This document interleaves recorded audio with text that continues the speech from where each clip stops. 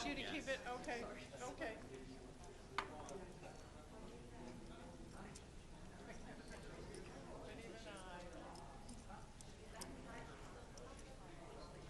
But even I know, well, I think when everyone gets one, yeah, you too. If we get questions, we'll move back to the mic. They don't do the boom anymore. Oh, okay. So we move back? No, if you get a question, you Go down. Go down. I had back surgery recently. How can I do that? And if you get a question, then we'll both move back. Okay. Hi, how are you? Hi.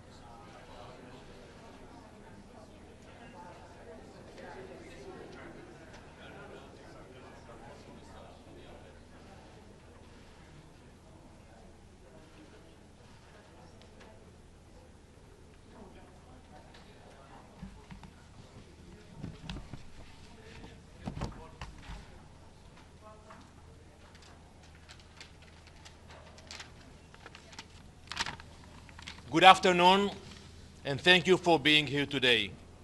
Israel's Foreign Minister Gideon Saar called for an urgent UN Security Council session after we saw the horrific footage last week of hostages Aviatar David and Rom Braslevsky in terrible conditions. Innocent souls who remain in Hamas terror tunnels. We will not allow them to be forgotten. We are honored to be joined today by Foreign Minister Saar, who will deliver a statement here before addressing the Security Council. Good afternoon. I came to the United Nations today because our hostages are still being starved and tortured by Hamas and Islamic Jihad in the dungeons of Gaza. I came here to put the issue of the hostages front and center on world stage. They cannot be forgotten. I came to call for the immediate and unconditional release of our hostages. On October 7th, Hamas committed evil crimes like the Nazis and ISIS did.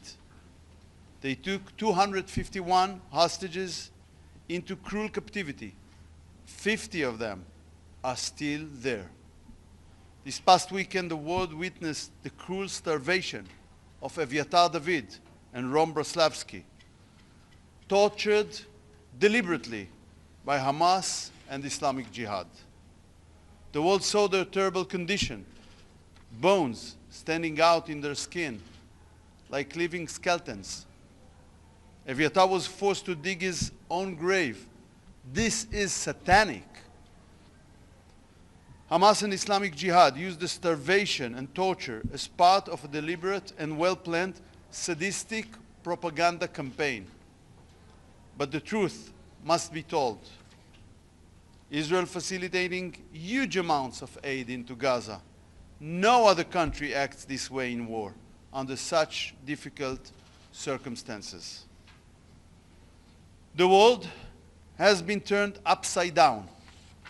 There are countries that acted also in this building to pressure Israel instead of Hamas during sensitive days in the negotiations by attacking Israel, campaigning against Israel, and their announcement on a recognition of the virtual Palestinian state.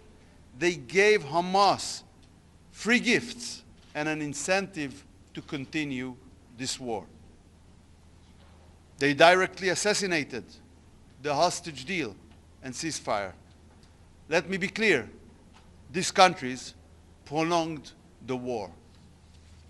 Hamas is responsible for beginning this war by invading Israel and committing the October 7th atrocities. Hamas is also responsible for the continuation of this war by still refusing to release our hostages and lay down its arms. The international pressure must be on Hamas. Anything else only prolongs this war. Thank you. Thank you. Thank you very much. Is Israel planning to reoccupy Gaza? A good try. It was a good try. I don't understand why you invite us to stakeout. If you just send out a video, don't invite us to a stakeout.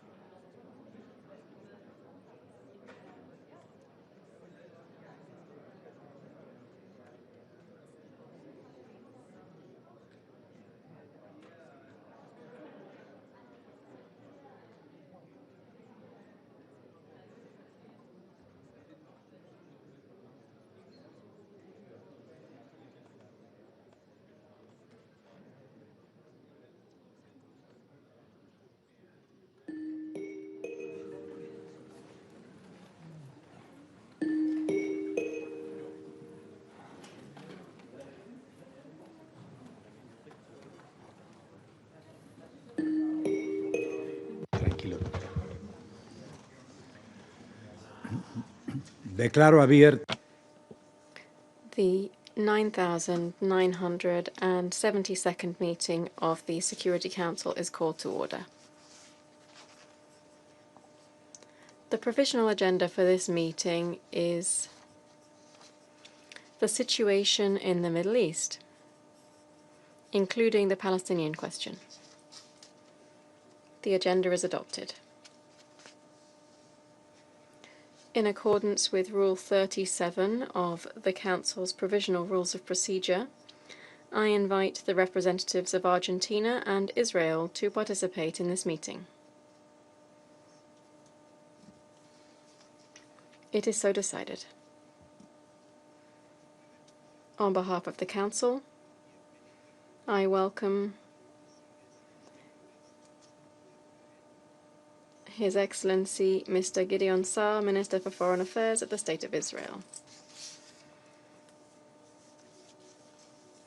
I propose that the Council invite the representative of the observer state of Palestine to the United Nations to participate in the meeting in accordance with the Provisional Rules of Procedure and the previous practice in this regard. There being no objection, it is so decided. In accordance with Rule 39 of the Council's Provisional Rules of Procedure, I invite the following briefers to participate in this meeting. Mr. Miroslav Jenča, Assistant Secretary General for Europe, Central Asia and Americas, Departments of Political and Peace-Building Affairs and Peace Operations, and Mr. Eli David. It is so decided. The Security Council will now begin its consideration of item 2 of the agenda. I now give the floor to Mr. Miroslav Jenča. Mr. President, Excellencies, the situation in the occupied Palestinian territory and Israel continues to deteriorate, with Palestinian and Israeli civilians, including the remaining hostages in Gaza, continuing to suffer immensely as a result.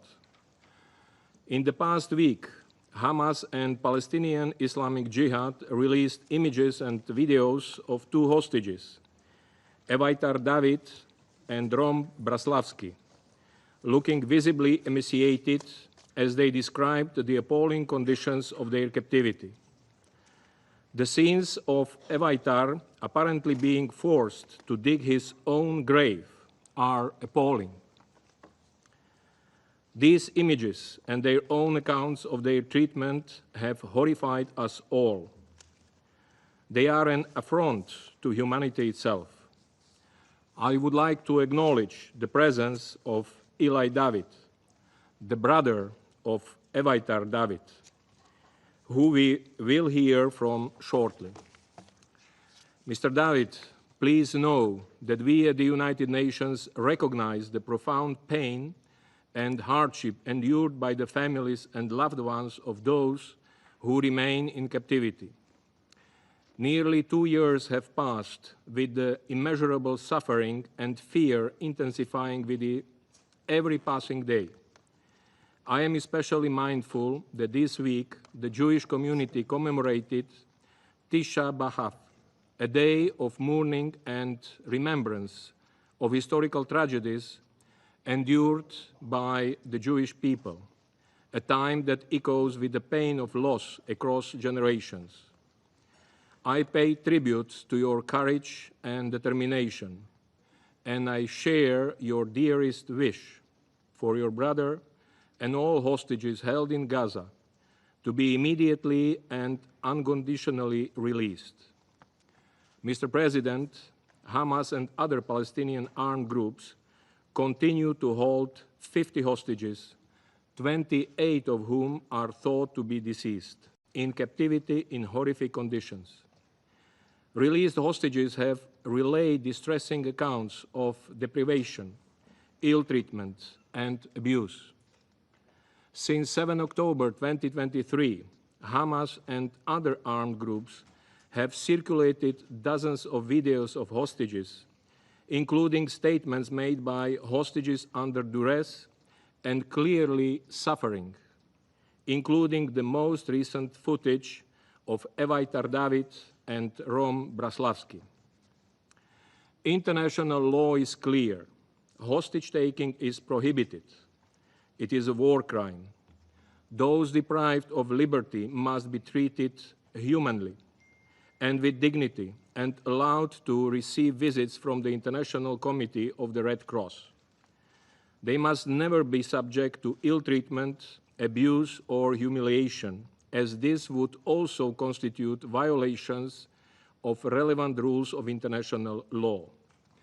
I reiterate the Secretary General's call on Hamas and other Palestinian armed groups for the immediate and unconditional release of all hostages. They must be freed now. Mr. President, the situation in Gaza is horrifying. It is unbearable. Palestinians are subjected to squalid, inhuman conditions on a daily basis. Since the beginning of the conflict, over 60,000 Palestinians have been killed, according to the Gaza Ministry of Health.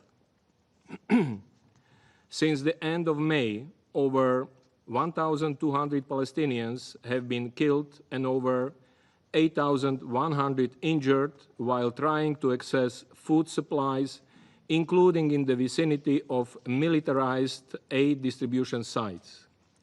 The deaths and injuries continue to mount day by day, with no end in sight to the suffering. Israel continues to severely restrict humanitarian assistance entering Gaza, and the aid that is permitted to enter is grossly inadequate. Hunger is everywhere in Gaza, visible in the faces of children and in the desperation of parents risking their lives to access the most basic supplies. I would like to echo the Secretary General's condemnation of the ongoing violence in Gaza, including the shooting, killing, and injuring of people attempting to get food for their families. International law is clear. Civilians must be respected, protected, and never targeted, or deliberately deprived of food or access to other life-saving aid. Doing so is a war crime. Israel must immediately allow and facilitate a rapid and unimpeded passage of sufficient amounts of humanitarian relief for civilians in need to avert further suffering and loss of life. Mr. President, the latest reports regarding Prime Minister Netanyahu's possible decision to expand Israel's military operations through the entire Gaza Strip, if true, are deeply alarming. This would risk catastrophic consequences for millions of Palestinians and could further endanger the lives of the remaining hostages in Gaza. International law is clear in this regard. Gaza is and must remain an integral part of a future Palestinian state. As declared by the International Court of Justice in its advisory opinion of 19 July 2024, the State of Israel is under an obligation to cease immediately all new settlement activities and to evacuate all settlers from the occupied Palestinian territory and to bring to an end its unlawful presence in the occupied Palestinian territory, Gaza and the West Bank, including East Jerusalem, as rapidly as possible.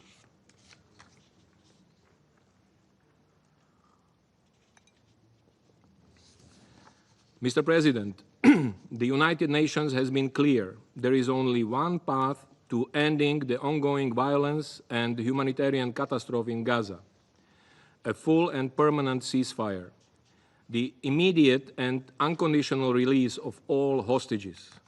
Life-saving humanitarian aid must flow into Gaza at scale and without obstructions, and civilians must be guaranteed safe, unhindered access to assistance. There is no military solution to the conflict in Gaza or the broader Israeli-Palestinian conflict. We must establish political and security frameworks that can relieve the humanitarian catastrophe in Gaza, start early recovery and reconstruction, address the legitimate security concerns of Israelis and Palestinians, and secure an end to Israel's unlawful occupation and achieve a sustainable two-state solution, Israel and a fully independent, democratic, contiguous, viable, and sovereign Palestinian state, of which Gaza is an integral part, living side by side in peace and security within secure and recognized borders on the basis of the pre-1967 lines, with Jerusalem as the capital of both states. Thank you. Agradezco. I thank Mr. Yencher for his briefing. I now give the floor to Mr. Eli David. Doy la palabra, señor. I give the floor to Mr. Eli David. Mr. President, members of the Security Council, distinguished delegates, my name is Eli David, and I am speaking before you today not as a politician or a diplomat, but as a brother. My younger brother, Eviatar David, along with Guy Gilboa Dalal and 48 other hostages, are being held hostage by Hamas in Gaza. Eviatar is the kindest person I know. I learned from him how to be a better son. He is shy, but full of life. He has the soul of a musician. He has played the guitar since he was 10, and we play together every week. I miss his smile, and I miss his hug, and I just want to see him hug my parents. Eviatar was kidnapped from the Nova Music Festival. At the age of 22, he went there to celebrate life, to dance, to enjoy the music he loves. Music is a very big part of who he is.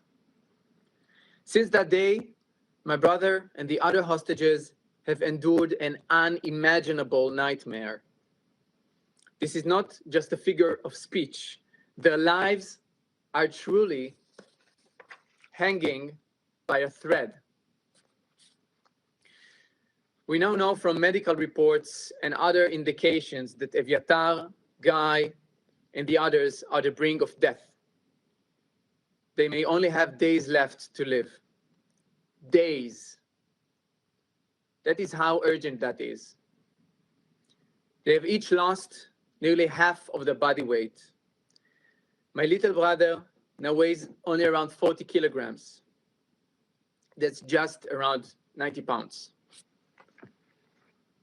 Please see this picture of me and my siblings. This is me right here. This is me. My younger sister. This is Eviatar. Look at his smile.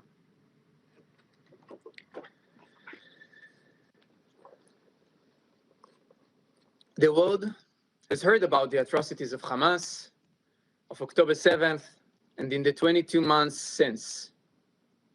But what is happening to Eviatar and Guy is an act of calculated and depraved cruelty that defies human comprehension. We have heard the testimonies from those who were released from Hamas tunnels. And every account makes our fears worse. When your brother, your son, your father, your partner is being held in Gaza, there is never good news. The only thing you can hold on to is that they might still be alive. But even that hope is fading, because the truth is, we don't know how much time they have left. 5 months ago, on February 22nd, we received what we thought at the time was the cruelest possible emotional torment to Eviatar. In February, after 500 days in captivity, Hamas broadcasted Eviatar and Guy. They were brought out of the tunnels. Hamas forced them to watch their fellow captives being released. Then, Eviatar and Guy were sent back into the dark tunnels.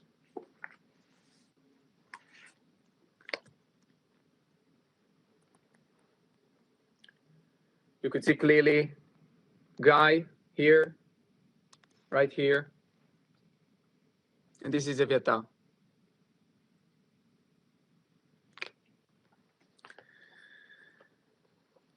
We thought at the time that this was the pinnacle of evil. But then, just this past weekend, we received a new video from hell.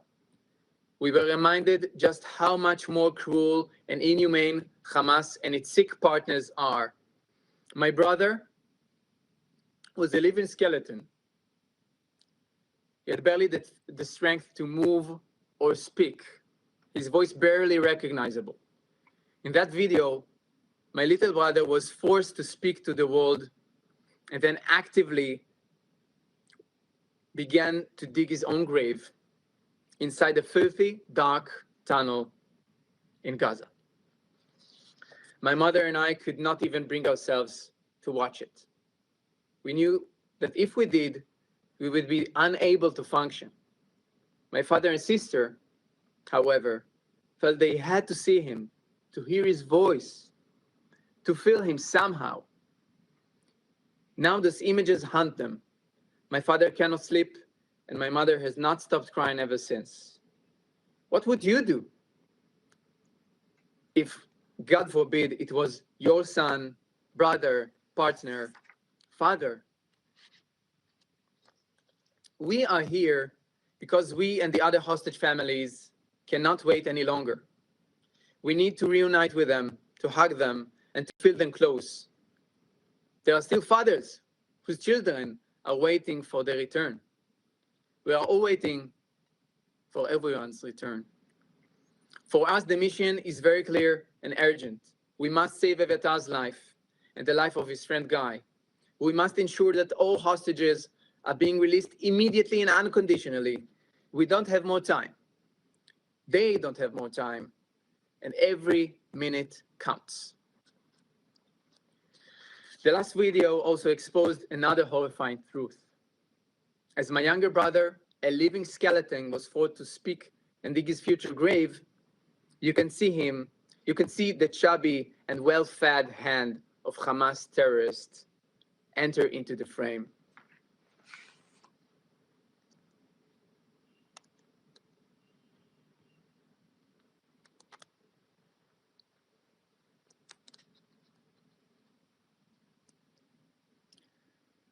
This is the hand of his captor, and this is my brother. You can see the hand is even thicker than his leg, than my brother's leg.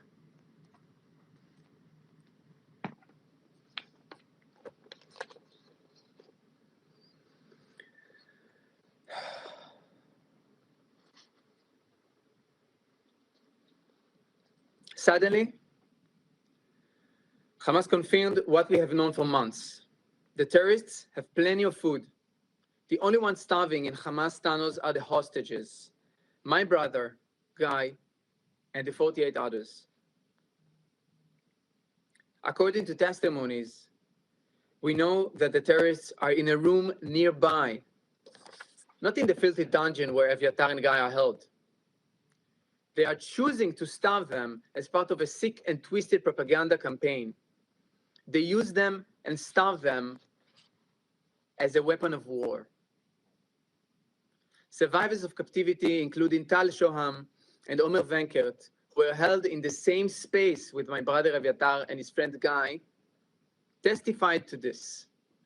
They told us that the terrorists always had plenty of food nearby and would even relish it loudly, while the hostages had none. It is all part of a calculated plan to torture the hostages, starve them, break their spirit, both psychologically and physically. This is a humanitarian crisis, the one of the hostages that is being discussed here. Not here in the Security Council, and not in the other UN forums. The very soul of humanity is being scarred by Hamas's barbaric actions. We, the family of Eviatar, refuse to give up hope. We are weeping and suffering, but we are also fighting with every fiber of our being. We will not give up until we see him back home, until my mother and father can hug him again. I'm here to make a direct and urgent call to this esteemed body. First, we must demand the immediate unconditional release of Eviatar David, Guy Gilboa Dalal, and all the other hostages, living and deceased. Not only demand, but put every leverage we can to do so. The time for deliberation has run out. Their lives depend on immediate action. Eviatar, Guy, and the very least 18 other hostages are still alive. After 660 days, they have somehow managed to survive. And we call on you to rescue them from Hamas dungeons underground. Second, we must call for humanitarian aid to reach the hostages. While aid flows into Gaza to help the population, the hostages are being denied even the most basic necessities of life. They haven't received a shred of humanitarian aid since they were captive.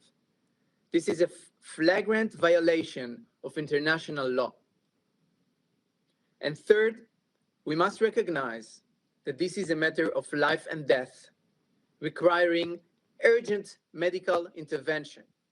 Eviatar and Guy need immediate access to proper food and life-saving medical care. Every moment of delay is a step closer to a final, tragic outcome. We all have responsibility. To the leaders of the world, to every member of this council, and to the global community, your silence is the face of this monstrous cruelty, is complicity.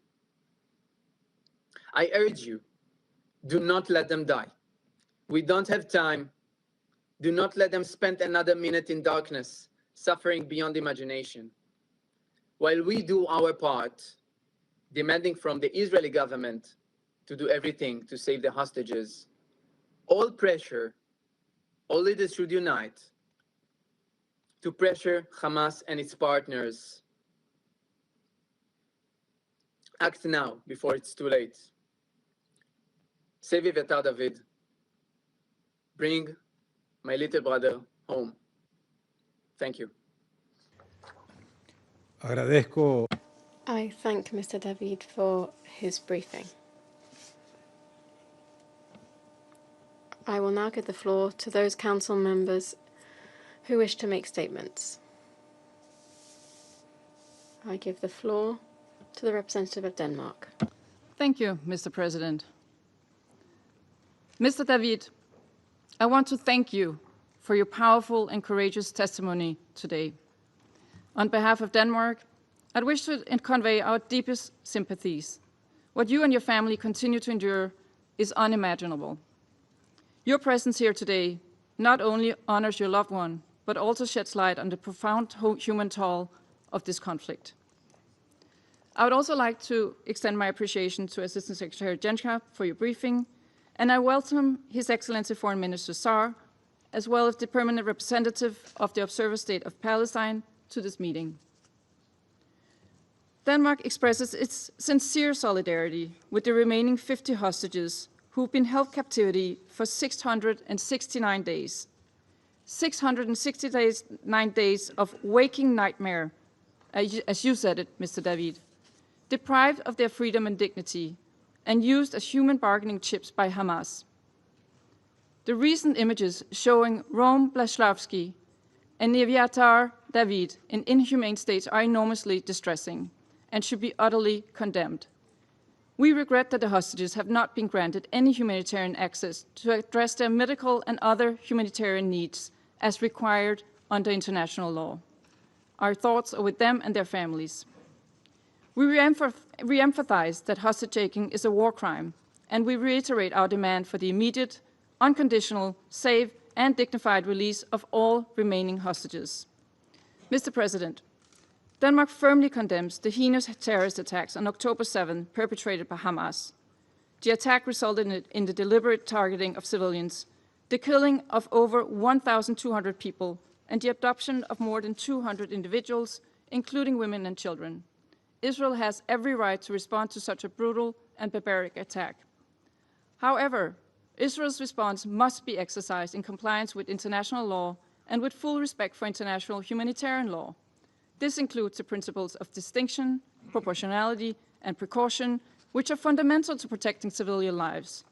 The fight against terrorism cannot come at the expense of the rules that safeguard our shared humanity.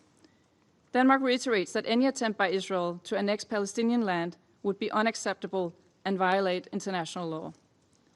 What we're witnessing in Gaza is a catastrophic humanitarian situation that is unparalleled in its deprivation of basic human needs and attacks on civilians, civilian infrastructure, and humanitarian personnel. As we've heard from Assistant Secretary General Yencha, more than 60,000 Palestinians have been killed and over 140,000 have been injured. IPC's recent report on food security warns us that the worst-case scenario is unfolding as we speak.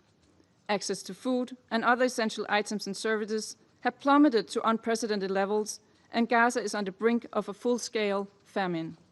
Civilians are starving, not due to a lack of food, but due to decisions taken by Israel. We cannot continue to let this happen.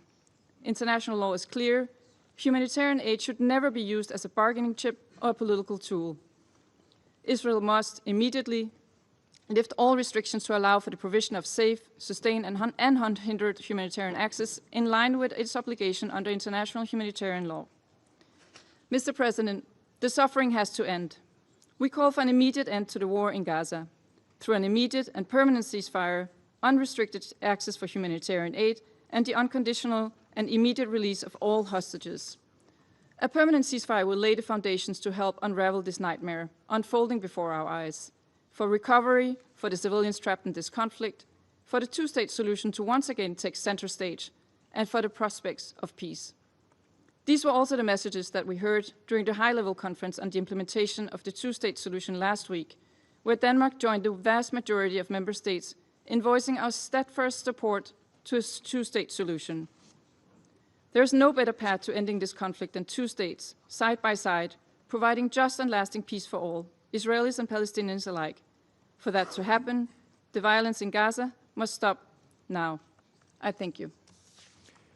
I thank the representative of Denmark for the statement. I now give the floor to the representative of China. President, I thank ASG Yencha for his briefing. I welcome the participation of Foreign Minister Saar of Israel and delegates from Palestine and Argentina in this meeting. I also thank Mr. David for his statement and express my deep sympathy for the suffering your loved ones have endured. We sincerely hope that all surviving hostages will be treated humanely, released at an early date, and reunited with their families without delay. We hope that the trauma caused by this tragedy will be alleviated and healed at an early date. President, the conflict in Gaza has dragged on for almost 2 years, causing unprecedented death and destruction, and bringing unimaginable suffering to civilians in both Palestine and Israel. The ceasefire agreement reached in January this year, if fully implemented, could have paved the way for a lasting ceasefire in Gaza and the return of all hostages to their families. Regrettably, however, the ceasefire has been broken. Hostages remain in captivity, and the suffering continues. We call for an immediate and lasting ceasefire Israel's military operations have resulted in the deaths of over 60,000 civilians in Gaza, with innocent lives still being lost every day. The harsh reality has shown that military means are not the solution. An immediate ceasefire is the right path to saving lives and bringing hostages home. Recent media reports indicate that Israel has decided to escalate its military offensive and fully occupy Gaza. We express our grave concern of this development. We urge Israel to immediately halt such dangerous actions. We also urge all parties to promptly reach a binding and sustainable ceasefire agreement, and urge countries with significant influence over the parties concerned to act in a just and responsible manner and take concrete steps to help bring about a ceasefire. We call for alleviating the humanitarian catastrophe. The 2 million innocent civilians in Gaza should not be victims of war, nor should they endure further suffering from man-made disasters. Under the current extreme blockade and siege, the humanitarian catastrophe in Gaza continues to worsen, with severe famine looming large.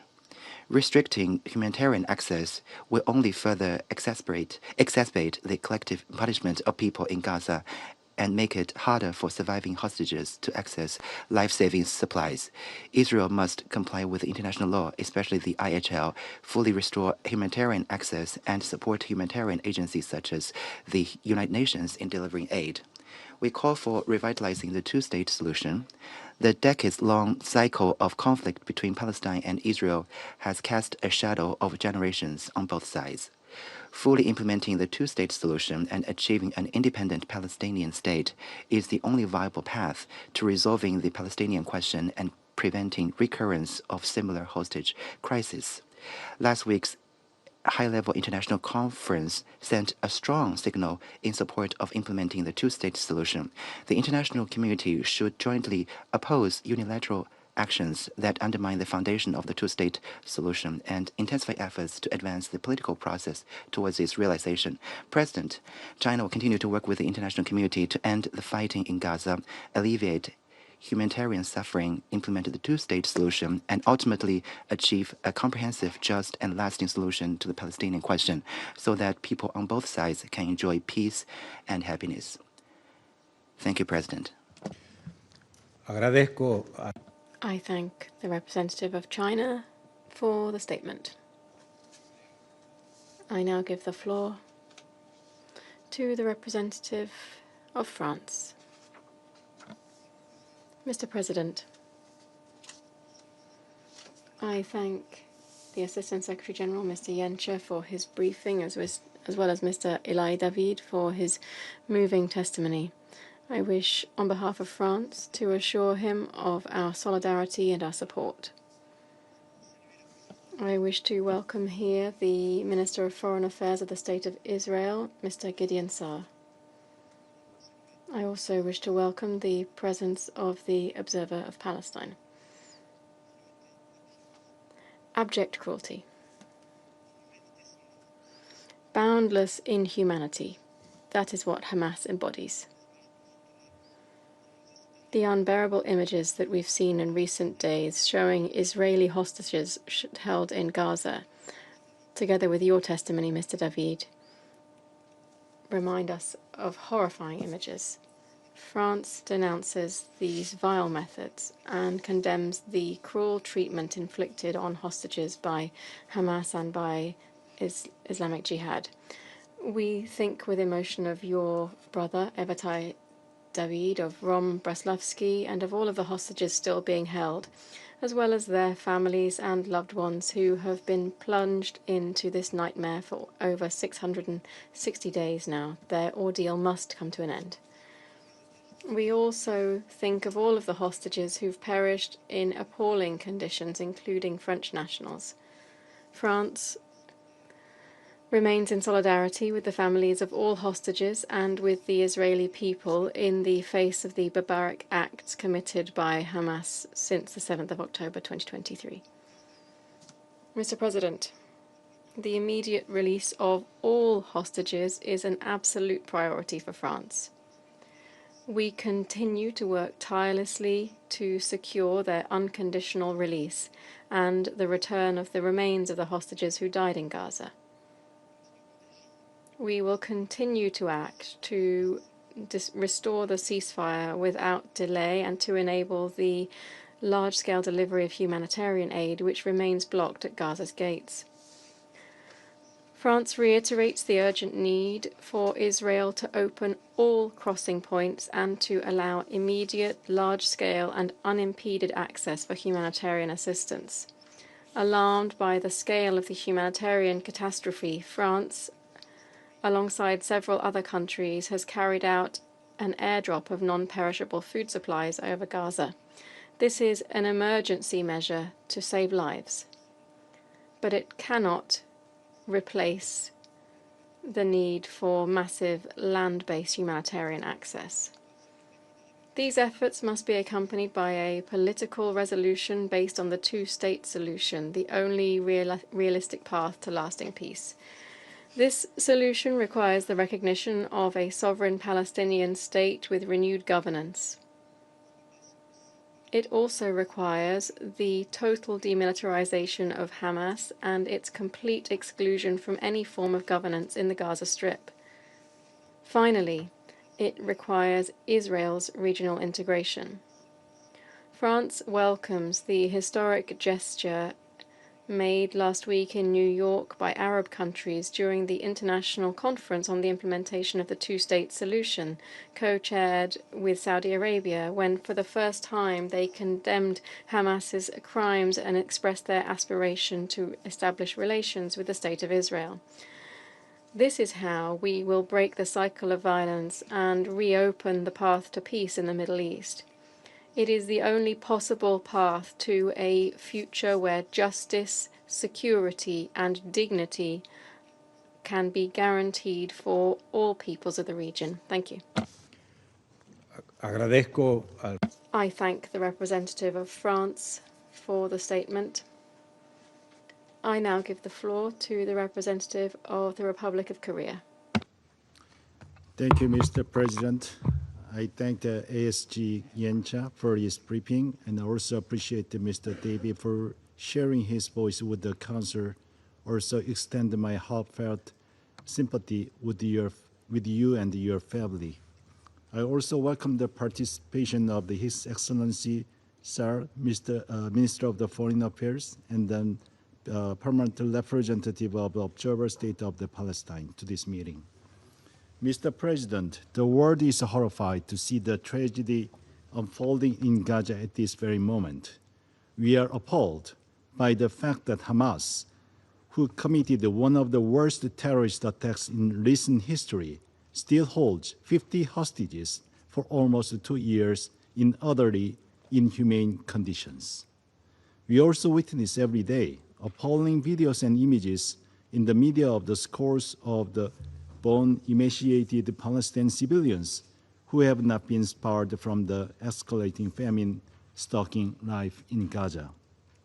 Reiterating our deepest concern of the deteriorating conditions for the hostages as well as civilians in Gaza and the West Bank, let me stress following 3 points.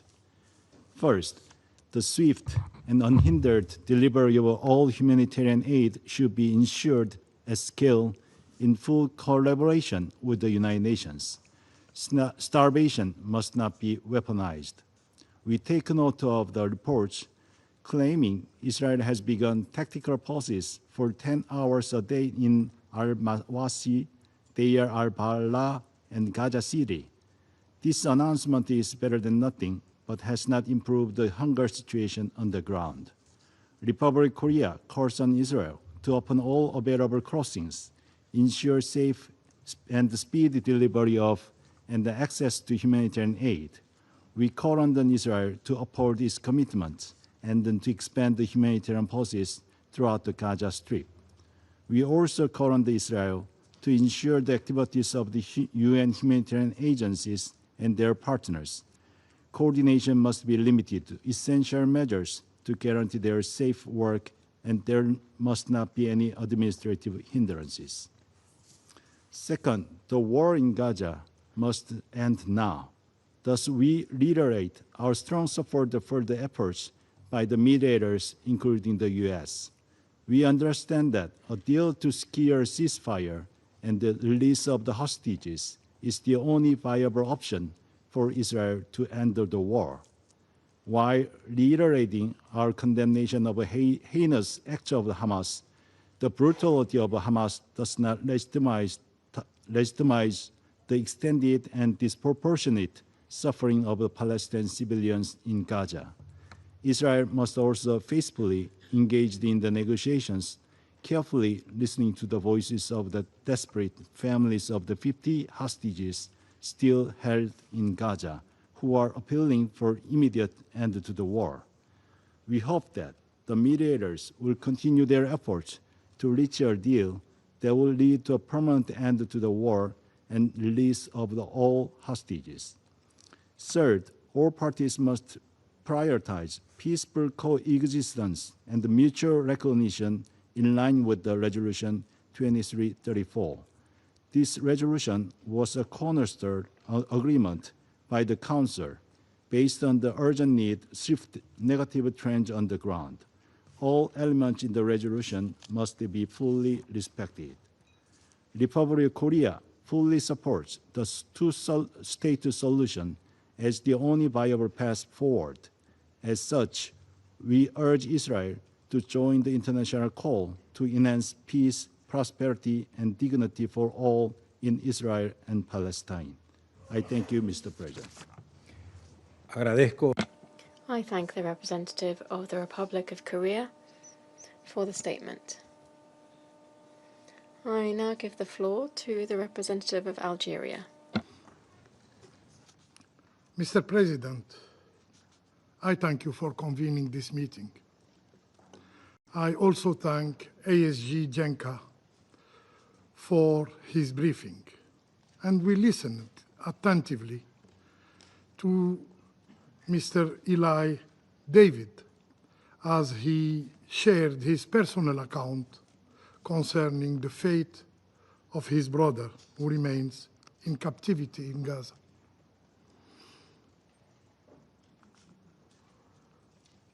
His brother should never have stayed in captivity if the ceasefire in Gaza was not abruptly breached by the Israeli occupying power. Let us be clear. Algeria does not stand idle before the suffering of humankind. Wherever pain works, our conscience works with it. For us, the call of humanity is not a choice. It is a sacred duty. Every human being, regardless of gender, color, creed, or border, civilians and soldiers alike, as Mr. Eviatar David, deserve to be treated humanly and to live with dignity. We do not weigh lives on scales of interest. There are no double standards in our moral compass. What we ask for the Palestinian people, we ask for all people. And Algeria holds the right to food as sacred. It's not a privilege, it is a right enshrined in Article 25 of the Universal Declaration of Human Rights. The right of everyone to an adequate standard of living. A right to food, a right to dignity, a right to life. We have long warned of the catastrophe in Gaza.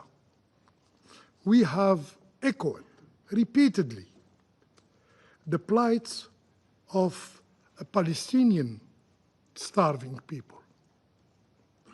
We have joined the calls made by nearly every voice on earth, except a few. And today, this meeting is called by the Israeli occupying power, who blatantly denied the famine in Gaza. The same occupying power that cut off food, water, electricity, and medicine in Gaza. The same power that on July 29th was condemned by United Nations experts. They said it plainly, and I quote, Israel's acts in Gaza are barbaric. Government officials may be committing crime under the Rome statutes, extermination by starvation, end of quote. These are not our words. These are the findings of international experts. Mr. President, what has been allowed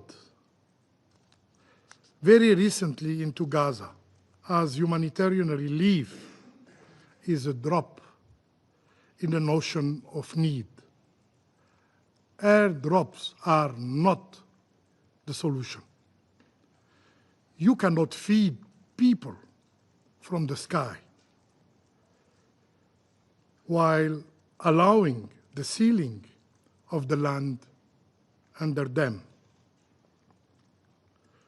The Israeli occupying power must open all crossing, all roads, all lifelines. This is not a request. Let me be clear. Humanitarian access is a legal obligation under the Geneva Conventions. It's not a favor. It is not negotiable. It cannot be used as a bargaining chips in exchange for those held in captivity. The IPC has spoken. The worst-case scenario is unfolding in Gaza. Famine thresholds have been crossed. Malnutrition is rampant among all people in Gaza, including, unfortunately, including those in captivity. The reality long denied by the Israeli occupying power has never been a secret to anyone. It was known. It was felt. It was lived daily by the people of Gaza. Today, the image that shocked some should surprise no one. Food insecurity grips every household. Hunger is not an exception. It is the rule. The truth, long suppressed, is now visible in all who choose to see, not to shrug off. According to some sources, as of yesterday, credible sources, 180 people have died from starvation. Among them, 93 children. This is real. This is undeniable. They were lives, not statistics. They had dreams. They had names. Names? Zainab Abu Halib, a baby, who died from malnutrition.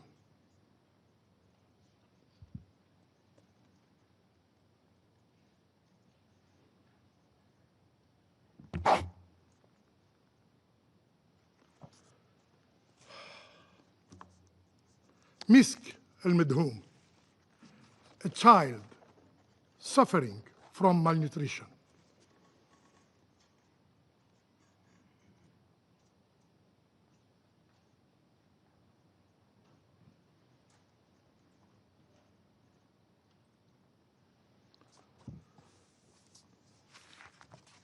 Razan Abu Zahar, who died of hunger.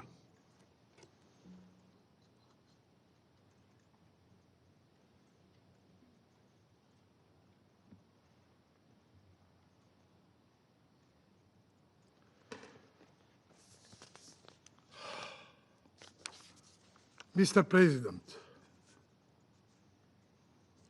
more than 61,000 Palestinians have already been killed. Since the month of March, more than 1,500 were killed while seeking food, and over 100,000, 150,000 were injured. What we are witnessing is not erratic. It is methodical. Call it what it is. Genocide. Genocide. Genocide. As described by Israeli voices, by David Grossman, by Guy Chalet, and others, as seen by humanitarians on the ground, as felt by the whole world. And still some denied it. No ignorance can excuse it. No silence can justify it. Future generations will ask, where were you? Where were you when Gaza was starving? In the Security Council? Where were you when children died searching for food, for bread? In the Security Council? Where were you when an entire people was crushed in the name of security? And history will record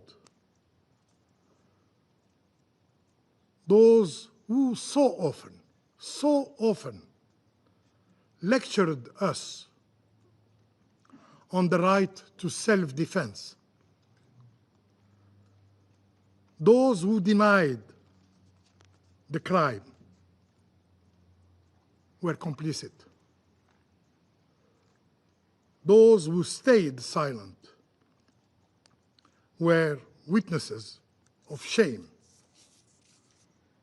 Mr. President, injustice must never be normalized. It cannot become the new ordinary. That's why we call firmly and repeatedly for a ceasefire, to save lives, to save hopes, to save dreams not yet dreamed. It's why we call for an immediate, unconditional, and permanent ceasefire. I thank you. I thank the representative of Algeria for the statement. I now give the floor to the representative of the United Kingdom. Thank you, President. I'd like to start by thanking ASG Yenka for your briefing. I also want to express my gratitude to Eli David for his powerful advocacy in support of his brother and for the hostages in Gaza. I want to reassure Mr. David through the Israeli delegation that the UK stands with your family and the families of all those who have suffered due to Hamas' inhuman and cruel actions, including British citizen Ditsa Orr, whose son Avinatan remains in captivity.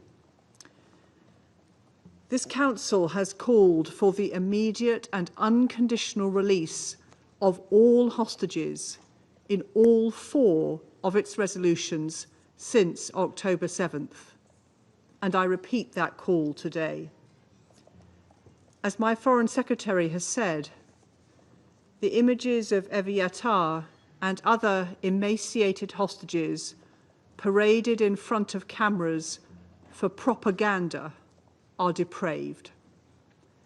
Hamas and its terrorist ideology can have no place in the future governance of Gaza and should never again threaten Israel's security.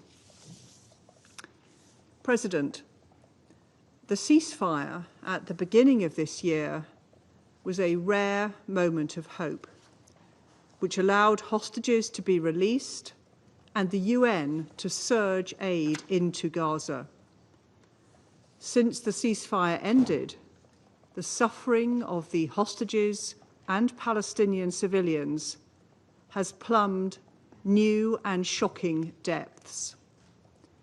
Israel's aid restrictions have led to famine now unfolding in Gaza, as reported by the IPC. Last week, I spoke with doctors who had served in Gaza. They had seen children so malnourished that their wounds festered for months without healing. They had seen baby formula confiscated by the IDF at the border, depriving newborns of the basic essentials for life. I call on Israel now to act to alleviate this horrendous suffering. We need to see restrictions on aid delivery lifted in line with the principles of humanity, impartiality, neutrality, and independence. And the UN must be able to operate safely and at scale. We also call for all land routes to be opened for essential supplies, including food, baby formula, medicine, fuel, and clean water. We call for Israel to ensure the protection of civilians, medics, and aid workers. And we are appalled that another Palestinian Red Crescent worker was killed this week by an Israeli strike on its headquarters. Israel must investigate this and other similar incidents. President, as I said, the ceasefire earlier this year showed what can be achieved when there is political will. And last week's two-state solution conference showed what can be achieved when the international community comes together. We urge the parties to reinvigorate their efforts to secure a ceasefire deal and an end to the conflict. As my Prime Minister set out last week, the UK is ready to play its full and historic part in achieving a plan which ends the bloodshed, brings the hostages home, and lays the foundation for a Palestinian state. Statehood is the inalienable right of the Palestinian people and is essential to the long-term security of Israel. I thank you. I thank the representative of the United Kingdom for the statement, and I now give the floor to the representative of Sierra Leone. Thank you, Mr. President. I thank Assistant Secretary General Savianka for his important briefing. And I also commend Mr. Eli David for his courage in sharing his testimony today and for his relentless advocacy on behalf of the hostages since the abduction of his brother. To Mr. David, the families of all hostages, and all victims of this conflict in Gaza, we extend our deepest sympathies and solidarity. We welcome the participation of His Excellency, Mr. Gideon Saar, Minister for Foreign Affairs of the State of Israel, the participation of the permanent observer of the Observer State of Palestine, as well as the representative of Argentina. We also acknowledge a letter from the permanent representative of Israel dated 2nd August 2025, drawing the attention of the Council to the plight of Israeli hostages in Gaza. This Council bears a solemn duty to address all dimensions of this conflict in line with the Charter of the United Nations and international law. The conflict in the Gaza Strip continues to inflict immense suffering on civilians in both Israel and Gaza. Since the 7th October 2023 attack, hostages and civilians alike have endured grave humanitarian consequences. The abduction by Hamas and other armed groups of 250 hostages, men, women, and children as young as 9 months, as well as old as 85, constitute a flagrant violation of international law, including international humanitarian law. Sierra Leone condemns these and all acts of violence against civilians, regardless of identity or location. Article 34 of the 4th Geneva Convention explicitly prohibits hostage-taking, a prohibition that has crystallized as part of customary international law. Hostage-taking is also codified as a war crime under Article 8 of the Rome Statute of the International Criminal Court. We remain gravely concerned that 50 individuals remain in captivity with no information on their condition and no access to humanitarian assistance. Recent media videos have shown their appalling treatment. We strongly condemn all inhumane treatment of hostages and reiterate our unequivocal demand for their immediate and unconditional release, as mandated by Security Council resolutions 2712, 2720, 2728, and 2735. Resolution 2735 also endorsed terms for the release of Palestinian detainees. We call for the release of thousands of Palestinians detained in Israel without trial or adequate care, in violations of international law and their inherent right and dignity. The international community of the Red Cross must be granted immediate access to all detainees to provide medical and humanitarian assistance. Allegations of mistreatment must be investigated and accountability ensured for all grave violations committed in this conflict, including those arising from the ongoing occupation of Palestinian territories. Mr. President, one atrocity cannot justify another. While we express deep concern for the hostages, we cannot ignore the wider humanitarian catastrophe that has engulfed Gaza. International law prohibits the collective punishment of civilians. Article 33 of the 4th Geneva Convention forbids punishment of a population for acts they did not commit. Yet, the people of Gaza have been subjected to a blockade and siege that deprive them of food, water, fuel, and medical supplies. The deliberate use of starvation as a method of warfare is absolutely prohibited under Article 54 of the Additional Protocol 1 to the Geneva Conventions and is classified as a war crime by the Rome Statute. The images of emaciated bodies and widespread malnutrition underscore the devastating consequence of this deprivation. The International Court of Justice, in its provisional measures orders of 26 January and 28 March 2024, determined that the Palestinian population in Gaza faces a real and imminent risk of irreparable harm. Acting under the Genocide Convention, the court ordered the State of Israel to take all measures within its power to prevent acts of genocide, including ensuring the provision of humanitarian assistance. These binding provisional measures must be fully implemented and this Council shares responsibility to ensure compliance. The man-made humanitarian catastrophe in Gaza, resulting from policies of the government of Israel, is unprecedented in scale and severity. The suffering of Israeli hostages is acute and must be addressed urgently. Likewise, this is occurring alongside the suffering of an entire civilian population subjected to famine and relentless bombardment. We urge the State of Israel to lift the blockade and facilitate unimpeded humanitarian access. Likewise, we urge Hamas and other armed groups to cease attacks on civilians and release all hostages. Accountability for violations of international law is a shared obligation. States must ensure that their actions do not facilitate breaches of law. United Nations Special Rapporteurs have warned about the responsibility of states on weapons supplies in the context of the conflict. Mr. President, in recalling the words of former President Dwight D. Eisenhower in his 1953 Chants for Peace address, he said the true burden of states with powers lies not in militarization, but in building peace and prosperity.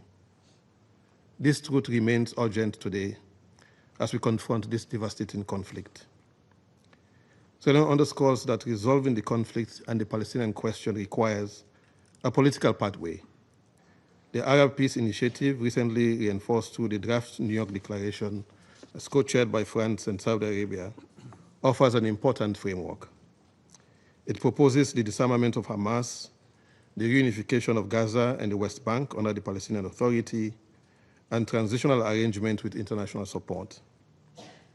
The plan also calls for an immediate ceasefire, humanitarian access, and renewed negotiations towards realizing a two-state solution. These proposals deserve serious consideration by all parties and support from this Council. The intended recognition of the State of Palestine by several states, albeit conditional, is a step in the right direction. This conflict cannot be resolved through military means. Its root cause lies in the prolonged occupation of Palestinian territory. The International Court of Justice, in its advisory opinions, including the 2024 Advisory Opinion on Israeli Practices and the Security Council Resolutions 242 and 2334, have consistently affirmed the illegality of settlement activity and the inadmissibility of acquiring territory by force. Yet these legal obligations remain unimplemented, perpetuating cycles of violence and impunity. For the sake of the victims on both sides, the time has come to translate declarations and resolutions into concrete action. This Council must work collectively to end the occupation and enable the establishment of a sovereign, viable, and contiguous state of Palestine alongside the state of Israel, with secure and recognized borders. This remains the only path to a just and lasting peace. Sierra Leone welcomes all diplomatic efforts that advance this goal. In closing, Mr. President, we must reiterate that the suffering of one side cannot justify the suffering of the other. As Article 1 of the Universal Declaration of the Human Rights states, and I quote, "All human beings are born free and equal in dignity and right. They are endowed with reason and conscience and should act towards one another in a spirit of brotherhood," and you can add sisterhood. Both Israelis and Palestinians deserve to live in dignity, security, and freedom. The veil of impunity must be lifted. It is now time for decisive action to end this conflict and bring about a just and lasting peace. I thank you. I thank the representative of Sierra Leone for the statement. I now give the floor to the representative of Pakistan. Mr. President, we join colleagues in thanking Assistant Secretary General Miroslav Zhencha for his briefing. We also listened with deep empathy to Mr. David's statement and sincerely hope for the safe and swift reunification of his family and all others still held in captivity. The taking of hostages is a clear violation of international law and totally unacceptable. Hostages must be released. Among other things, this was a clear demand in the draft resolution of the Security Council presented by the E10, including Pakistan in June. At the same time, let us be clear on the gravity of the overall situation on the ground. And it is not just we here in the Security Council or the wider membership in the General Assembly who are watching and who are worried. The entire world is watching in disbelief. Civilians have suffered the brunt of Israel's war on Gaza. Nothing can justify the indiscriminate killings, the starvation of an entire population, the collective punishment of a besieged people. These actions are not only morally indefensible, they constitute grave breaches of international law, including the Geneva Conventions, and stand in flagrant violation of binding measures issued by the International Court of Justice. Mr. President, the humanitarian catastrophe in Gaza continues to escalate at an unprecedented scale. According to UN human rights experts, Israel's widespread and systemic abuse of Palestinians in detention and arbitrary arrest practices over decades, coupled with the absence of any restraints by the Israeli state since 7th October 2023, paint a shocking picture enabled by absolute impunity. Around 9,500 Palestinians, including hundreds of children and women, are currently imprisoned, around 1/3 without charge or trial. This is a profound violation of basic human rights and, again, totally unacceptable. 60,000 Gazans have been killed, 18,500 children. Palestinian children have been killed at a rate more than 1 per hour since the war began. Mr. President, although I could have said this, but this is not my statement. It is the Washington Post, which has also published the names and ages of each of those 18,500 Palestinian children. The leading Israeli newspaper, Haaretz, has described the situation in Gaza as, quote, likely the most extreme example of politically driven starvation in the 21st century, unquote. The consequences are therefore horrible. At least 175 Palestinians, including 93 children, have died of starvation. The Director General of the FAO has warned Gaza is now on the brink of a full-scale famine. People are not starving because food is unavailable. They are starving because access is denied. The Integrated Food Security Phase Classification, IPC, has warned that the worst-case scenario of famine is now unfolding in the Gaza Strip. UNICEF has called it a perfect storm of suffering for children, while the UN Secretary General has warned of a humanitarian catastrophe of epic proportions. The World Food Programme put it starkly, quote, "This is a disaster unfolding in front of our eyes, in front of our television screens." Mr. President, even the delivery of humanitarian aid has become deadly. Over 1,200 aid-related killings have been documented since May. Palestinians are routinely forced to choose between two deadly options: risking death by starvation or risking death by gunfire to reach food aid site. And this is what the New York Times is saying, Mr. President. This war on civilians must end. We call for an immediate, unconditional, and permanent ceasefire, full Israeli withdrawal, the release of hostages, and unimpeded humanitarian access. The initial phase of the ceasefire agreement, brokered by Egypt, Qatar, and the United States, led to the release of 33 hostages. But for Israel's unilateral abandonment of the ceasefire, further releases could not take place. Thus, the suffering continues, and it continues on both sides.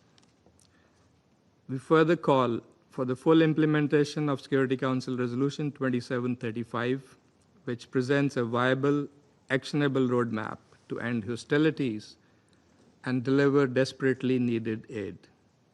Mr. President, in the interest of peace, for that is the core responsibility of this Council, we must keep in mind the historical perspective of the Arab-Israeli conflict. We must not lose sight of the root cause of this ongoing tragedy, and that is Israel's prolonged illegal occupation of the Palestinian territory. As long as this occupation endures, peace will remain elusive. Lasting peace demands a credible political horizon, one grounded in international law, leading to the realization of a sovereign, viable, and contiguous Palestinian state based on the pre-1967 borders, with Al-Quds al-Sharif as its capital. The recent high-level conference on the peaceful settlement of the Palestinian question and the implementation of the two-state solution was a timely initiative. It must be followed up by concrete and coordinated international action to finally achieve the long-coveted peace and stability in the Middle East. Mr. President, human rights are universal and indivisible. Human rights cannot be partitioned, and justice must never be selective. The imperative, legal, political, and moral, is crystal clear. We must act now to end Israel's brutal and illegal war and the unconscionable suffering of the people. Humanity and dignity of peoples, civilians on both sides, demand nothing less. I thank you. I thank the representative of Pakistan for the statement. And I now give the floor to the representative of the Russian Federation. Thank you, Mr. President. We are grateful to the Assistant Secretary General Miroslav Yencha for his detailed briefing on the situation in Gaza and the situation with the hostages who remain in the enclave. We note the presence amongst us of the Minister of Foreign Affairs of Israel, Gideon Saar. We listened very carefully to Eli David, and we studied very carefully to the letter by the Israeli side, and we mourn for all the innocent victims of the Palestinian-Israeli conflict, regardless of their citizenship and nationality. As all of those present here, we also were shocked by the footage earlier this month showing two Israeli hostages, Ron Braslavsky and Aviator David. In the video, they looked depressed, severely emaciated, and weakened because of an acute shortage of food and water, which, as we know, is something that all people in Gaza encounter. Every day spent by the hostages in Gaza is a tragedy for themselves, for their families, who spend every minute of their time waiting for their return. We also listened very carefully to the recent statements made by the relatives of Ron Braslavsky, Aviator David, and other Israelis held in Gaza. And we share their pain, but we cannot overlook the fact that the people who are in such a terrible emotional state and who fear for their children also voice a direct criticism of the leadership of the country, which, according to some of them, is drawing out the negotiating process with Hamas and thereby is assigning a death warrant for the remaining hostages. Let me recall here that we immediately condemned the tragic events of the 7th of October 2023. There can be no justification for that, nor can there be a justification for the collective punishment of the people in Gaza and turning a whole region into a zone of total despair. We advocated and continue advocating an immediate and unconditional release of all detainees and an immediate ceasefire in Gaza. Mr. President, we are sincerely convinced that there is no delegation in this room which would dispute the very simple fact that the life of any person is important and priceless, and we shouldn't have to decide whose suffering is more worthy of attention. This applies equally to the Israelis in captivity and to the peaceful Palestinians who, for now 670 days, have been essentially suffering the bombardment by Israel. At the time when the whole world will watch the terrible footage of Rom Braslavsky and Viator David with horror, from Gaza, we received shocking data about the fact that since the 1st to the 2nd of August, 180 people died there. Such tragedies is something that we receive information about essentially daily. Since October 2023, more than 61,000 Palestinians have died, and amongst them, according to UNICEF, 18,000 are children. Against this background, the general situation in Gaza can only be characterized as a humanitarian catastrophe. And this has consequences not just for the Gazans, but also for the Israeli hostages. Palestinians themselves are dying in the enclave not only as a result of air bombs or artillery shelling, but also because of widespread hunger and disease outbreaks. According to the World Food Programme, every third Palestinian is going hungry for several days in a row. The grim statistics of the victims of hostilities and the lack of hunger is compounded by the dead and wounded as they line up for food rations at the sites of the so-called Gaza Humanitarian Foundation. And there the numbers of victims is in the thousands. Since 27th of May, almost 1,500 Palestinians were killed. We're seriously worried also by the consequences of the practice that was resumed since the end of July, the practice of airdropping of food supplies. As recently as yesterday, the humanitarian bombs crushed to death two medical workers from the Al-Aqsa hospital in Deir el-Balah. The Commissioner General of UNRWA, Mr. Lazzarini, in his recent comments warned against using such dangerous and costly way of supplying assistance. It's 100 times more expensive than using the land routes. Meanwhile, on the perimeter of this strip, there are 6,000 trucks with sufficient food supplies which would provide enough food to provide for several months for civilians. Mr. President, we are shocked by the targeted attack by IDF on the headquarters of the Palestinian Red Crescent Society in Han Yunis, as a result of which one staff died and several people were injured. Unfortunately, this is not the first time when members of the Red Crescent Society in Gaza died. We recall how the Israeli military mercilessly shot the ambulance Red Crescent, and their bodies were found in a mass grave subsequently. We call on Israel to stop this lawlessness. Humanitarians and medical workers should not be targeted, nor should the headquarters of the Red Crescent be targeted. It's clearly marked with its logo and unambiguously is under the protection of international humanitarian law. Contrary to the statement by West Jerusalem, the humanitarian blockade that they initiated in March essentially remains to date. What was announced on the 27th of July, namely partial easements and limited deliveries within the framework of the so-called tactical pauses, according to the UN humanitarians, is just a drop in the ocean compared to the acute needs of the Gazans, including, as we all understand, the needs of the Israeli hostages. In this context, we fully support the calls by the leadership of UNRWA and other specialized UN agencies to immediately remove the impediments to supplying into Gaza all of the essential things, including food, water, fuel, and medicines. We're very concerned by the aggressive campaign deployed by West Jerusalem against the staff of UN OCHA and its head, Tom Fletcher, who provide a sober and uncomfortable for Israel sometimes assessments of humanitarian situation. We can see that humanitarians are trying to analyze it comprehensively and find some ways of easing the plight of Palestinian civilians. What is undeniable here is that in order to have an uninterrupted and unimpeded humanitarian supplies, the main thing that is needed is to create the necessary security conditions.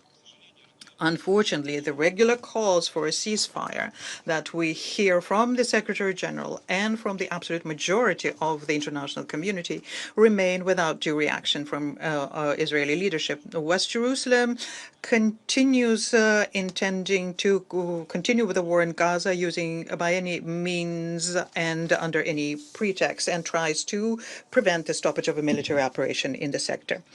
Mr. President, we are equally concerned also by the fact that the Israeli authorities decided to cleanse and colonize the West Bank of the Jordan River. The victims of continuous raids by security services and violence of settlements, the victims of that are regular Palestinians and foreigners sometimes. For example, on the 30th of July, there was an attack against the office vehicle of the Russian representation with the Palestinian Authority. And this was done under the lenient eye of the Israeli military. Furthermore, there are new negative records being made of the destruction and seizure of the property of the local citizens, building new settlements, legalizing outposts to make sure that the Palestinian towns are not connected to each other. Knesset continues passing new provocative passages. Following yesterday's decision to ban UNRWA at the end of July, there was another dangerous decision made about extending Israeli sovereignty of the West Bank.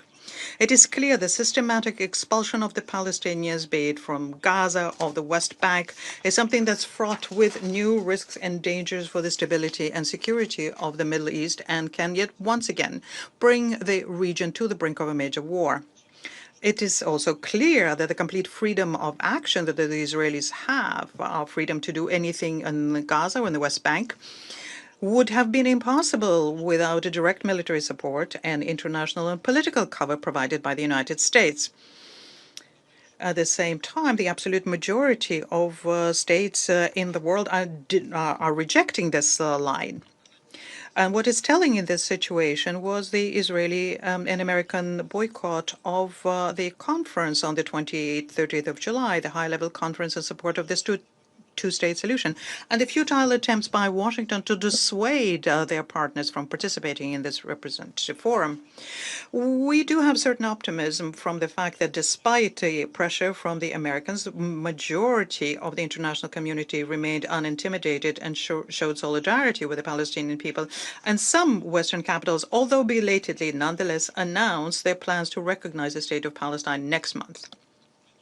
Mr. President, despite this fact that the situation is very difficult, we remain convinced that the diplomatic settlement of the conflict was and remains the only viable solution here. And we call on the parties with support of mediations to return to the negotiating table so as to work out mutually acceptable solutions so as to restore the ceasefire regime, release those who are detained, and unblock the humanitarian access to the Gaza Strip. And we are confident that this is what the people of Palestine want, as well as the families of hostages, including the relatives of Israelis held in Gaza. And we hope that all regional and international stakeholders will work towards this goal. The negotiation process must return to a political track, which will, the kind that will accommodate both Israelis' legitimate security interests and the Palestinian people's hard-earned right to establish their own state within the 1967 borders. I thank you for your attention. I thank the representative of the Russian Federation for the statement, and I now give the floor to the representative of Somalia.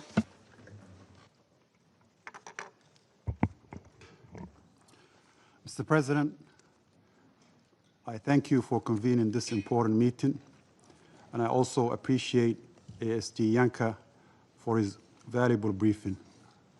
And I also take note of the testimonies shared today by Mr. David and sympathize with the suffering and endured by all families in this conflict. And we heed our call to act now and to bring an end to this devastating conflict. A conflict where just over the past weekend, bombardments have intensified across the Strip, including areas where displaced families sought safety and refuge. A conflict which had made clear that there's no safe place in Gaza. A conflict where continued military operations in densely populated areas have led to immense civilian suffering and destructions. The longer this conflict continues, the greater the humanitarian tragedy and the further away from the prospect of peace. Starvation is now a present and expanding reality for many. Somalia stresses that the use of starvation as a method of warfare is unacceptable and prohibited under international law. Access to water, food, electricity, and healthcare remains extremely limited. The humanitarian response is constrained by insecurity and restricted access. My delegation reiterates its call for an immediate and lasting ceasefire. We also call for the full, safe, and unhindered delivery of humanitarian aid, including opening all crossings and lifting the siege on Gaza. We recognize and commend the vital role the UN humanitarian agencies play in providing life-saving assistance under exceptionally challenging conditions. Their efforts are indispensable to alleviating suffering and must be supported and protected. We also express concern about the recent Israeli actions at Jerusalem Holy Site, which challenges the established status quo and risk increasing tensions at this sensitive site, potentially undermining efforts toward peace and stability. We call for respect of existing agreements and exercise restraint to preserve calm and foster conditions for meaningful dialogue. Mr. President, Somalia emphasizes the imperative to protect all civilians and uphold international humanitarian and human rights law. We reiterate our call for the immediate release of all civilian hostages and detainees, respect for civilian life, and adherence to international legal standards must guide all actions without exception. We are also concerned by escalating violence in the West Bank, including settler attacks and home demolitions. Lasting peace cannot be achieved while such violations persist. There is no military solution to this conflict.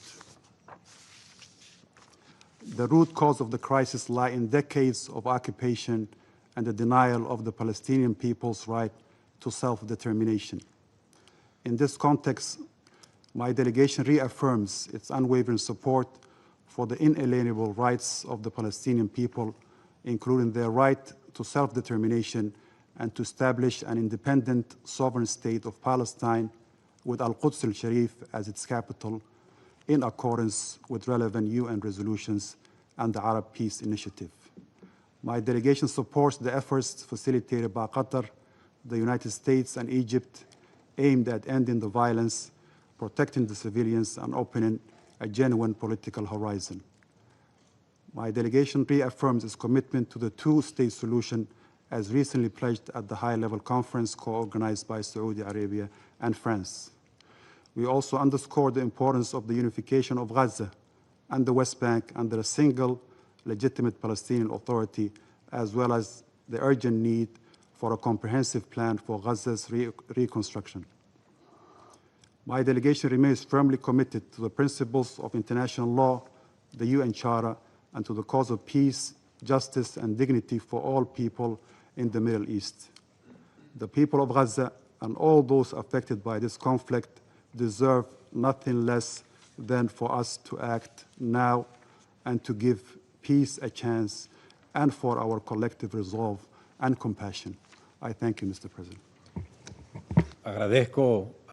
I thank the representative of Somalia for the statement, and I now give the floor to the representative of the United States. Thank you, Mr. President, and thank you, Assistant Secretary General Miroslav Yencha, for your briefing, and I welcome the Israeli Minister of Foreign Affairs at this meeting. And I thank you, Eli David, for your courage in sharing your story. The pain and grief that you and other families of hostages have faced at the hands of Hamas is unfathomable. And the United States stands with you and will continue to work to free all of the remaining hostages, living and deceased. Colleagues, the horrific videos of hostages, Evyatar David and Rom Braslevsky, filmed by the terrorist groups Hamas and Palestinian Islamic Jihad, should shock and appall the world. The footage of these two young men, tormented, starved, emaciated, is not only a reminder of the evil that Hamas and Palestinian Islamic Jihad represent. It also makes more clear than ever that the Security Council and the international community must stop pressuring Israel and instead impose maximum pressure on Hamas to immediately release all 50 hostages that they continue to hold captive. The hostages abducted on October 7th have now suffered for 668 days. These videos show Evyatar David, a 24-year-old kidnapped by Hamas from the Nova Music Festival, with an appearance his own family described as a living skeleton buried alive, being forced by his terrorist captors to dig his own grave. Rom Braslevsky, a 21-year-old abducted from the Nova Festival, is pictured in similarly dire conditions. The United States has made clear that freeing the hostages is our priority, along with ensuring Hamas disarms and no longer rules Gaza. President Trump, Special Envoy Witkoff, and Secretary Rubio continue to work tirelessly to end the war, release the hostages, including Itai Chen and Omer Nutra, the two Americans still held by Hamas, and bring peace to Gaza and give it a future free of Hamas. As President Trump said last week, the fastest way to end the humanitarian crisis in Gaza is for Hamas to surrender and release the hostages. Yet Hamas has refused to do so. While Israel has accepted the terms of the ceasefire proposal, Hamas has consistently rejected them. That is emblematic of the bad faith we see from Hamas. Unfortunately, at a time when pressure on Hamas is more necessary than ever to free the hostages and end the war, some have instead taken steps that embolden Hamas and undermine the negotiators' efforts. We must be clear that unproductive publicity stunts like last week's two-state solution conference and unilateral announcements regarding recognition of a Palestinian state undercut the efforts of mediators and prolong the war. These gifts to Hamas not only imperil the hostages, they also hurt the civilians of Gaza, who continue to suffer what President Trump has recognized as real starvation. Colleagues, no one wants to see Palestinians, civilians in Gaza go hungry and thirsty. The United States supports getting assistance to civilians in Gaza and has been actively working to support the secure delivery of humanitarian aid to civilians in Gaza. As President Trump has said, the United States is going to be even more involved in these efforts. On Friday, Special Envoy Witkoff and Ambassador Huckabee traveled to Gaza, where they met with the Gaza Humanitarian Foundation and other agencies and visited GHF aid distribution sites. The GHF recently announced reaching the milestone of delivering more than 100 million meals directly to civilians in Gaza. On Sunday alone, the GHF reported delivering more than 1.5 million meals at its distribution sites. We recognize the important actions Israel has taken to facilitate the increased flow of aid into Gaza. Those who have professed concern about the reported risk of famine should join the United States in supporting the GHF's work in securely delivering food to civilians in Gaza. It is essential that our humanitarian response help those civilians without benefiting Hamas. Mr. President, countries, including the members of this council, face a choice: whether to continue with actions that reward and encourage Hamas, or whether to hold the terrorist organization responsible for its actions. We should all be able to agree that the hostages must be freed without further delay, and that Hamas can no longer rule Gaza and must disarm. The hostages must be returned home, and Palestinians in Gaza must be allowed to begin a new chapter free of Hamas. President, we have once again heard members here make allegations of genocide. These allegations are politically motivated and categorically false. They are part of a deliberate, cynical propaganda campaign as Hamas attempts to win symbolic victories to compensate for total defeat in war. The United States refutes these allegations entirely. The United States fully supports Israel's right to defend itself against Hamas's terrorism. Israel has taken numerous measures to limit harm to civilians and to address humanitarian needs. The loss of civilian life in Gaza is tragic, but the responsibility for this rests with Hamas, which could stop the fighting today by agreeing to the ceasefire already accepted by Israel. And with respect to recent reports of deaths of Palestinians near GHF aid distribution sites, I would say that the GHF has stated that recent reports of deaths near their distribution sites are false. The most recent tragedy occurred near UN convoys after they passed through the Zakim crossing.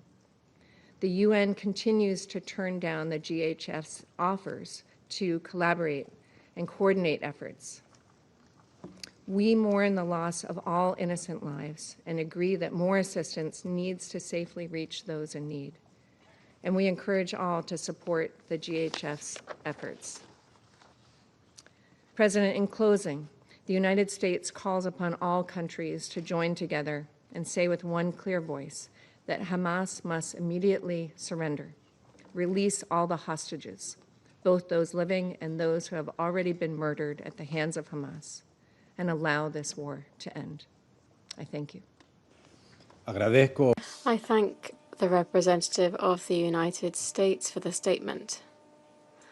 And I now give the floor to the representative of Slovenia. Thank you very much, Mr. President. And also we thank Assistant Secretary General Jenča for his briefing, and we acknowledge the presence of Foreign Minister Saar and the permanent representative of the State of Palestine in the meeting. We thank Eli David for sharing his deeply personal testimony.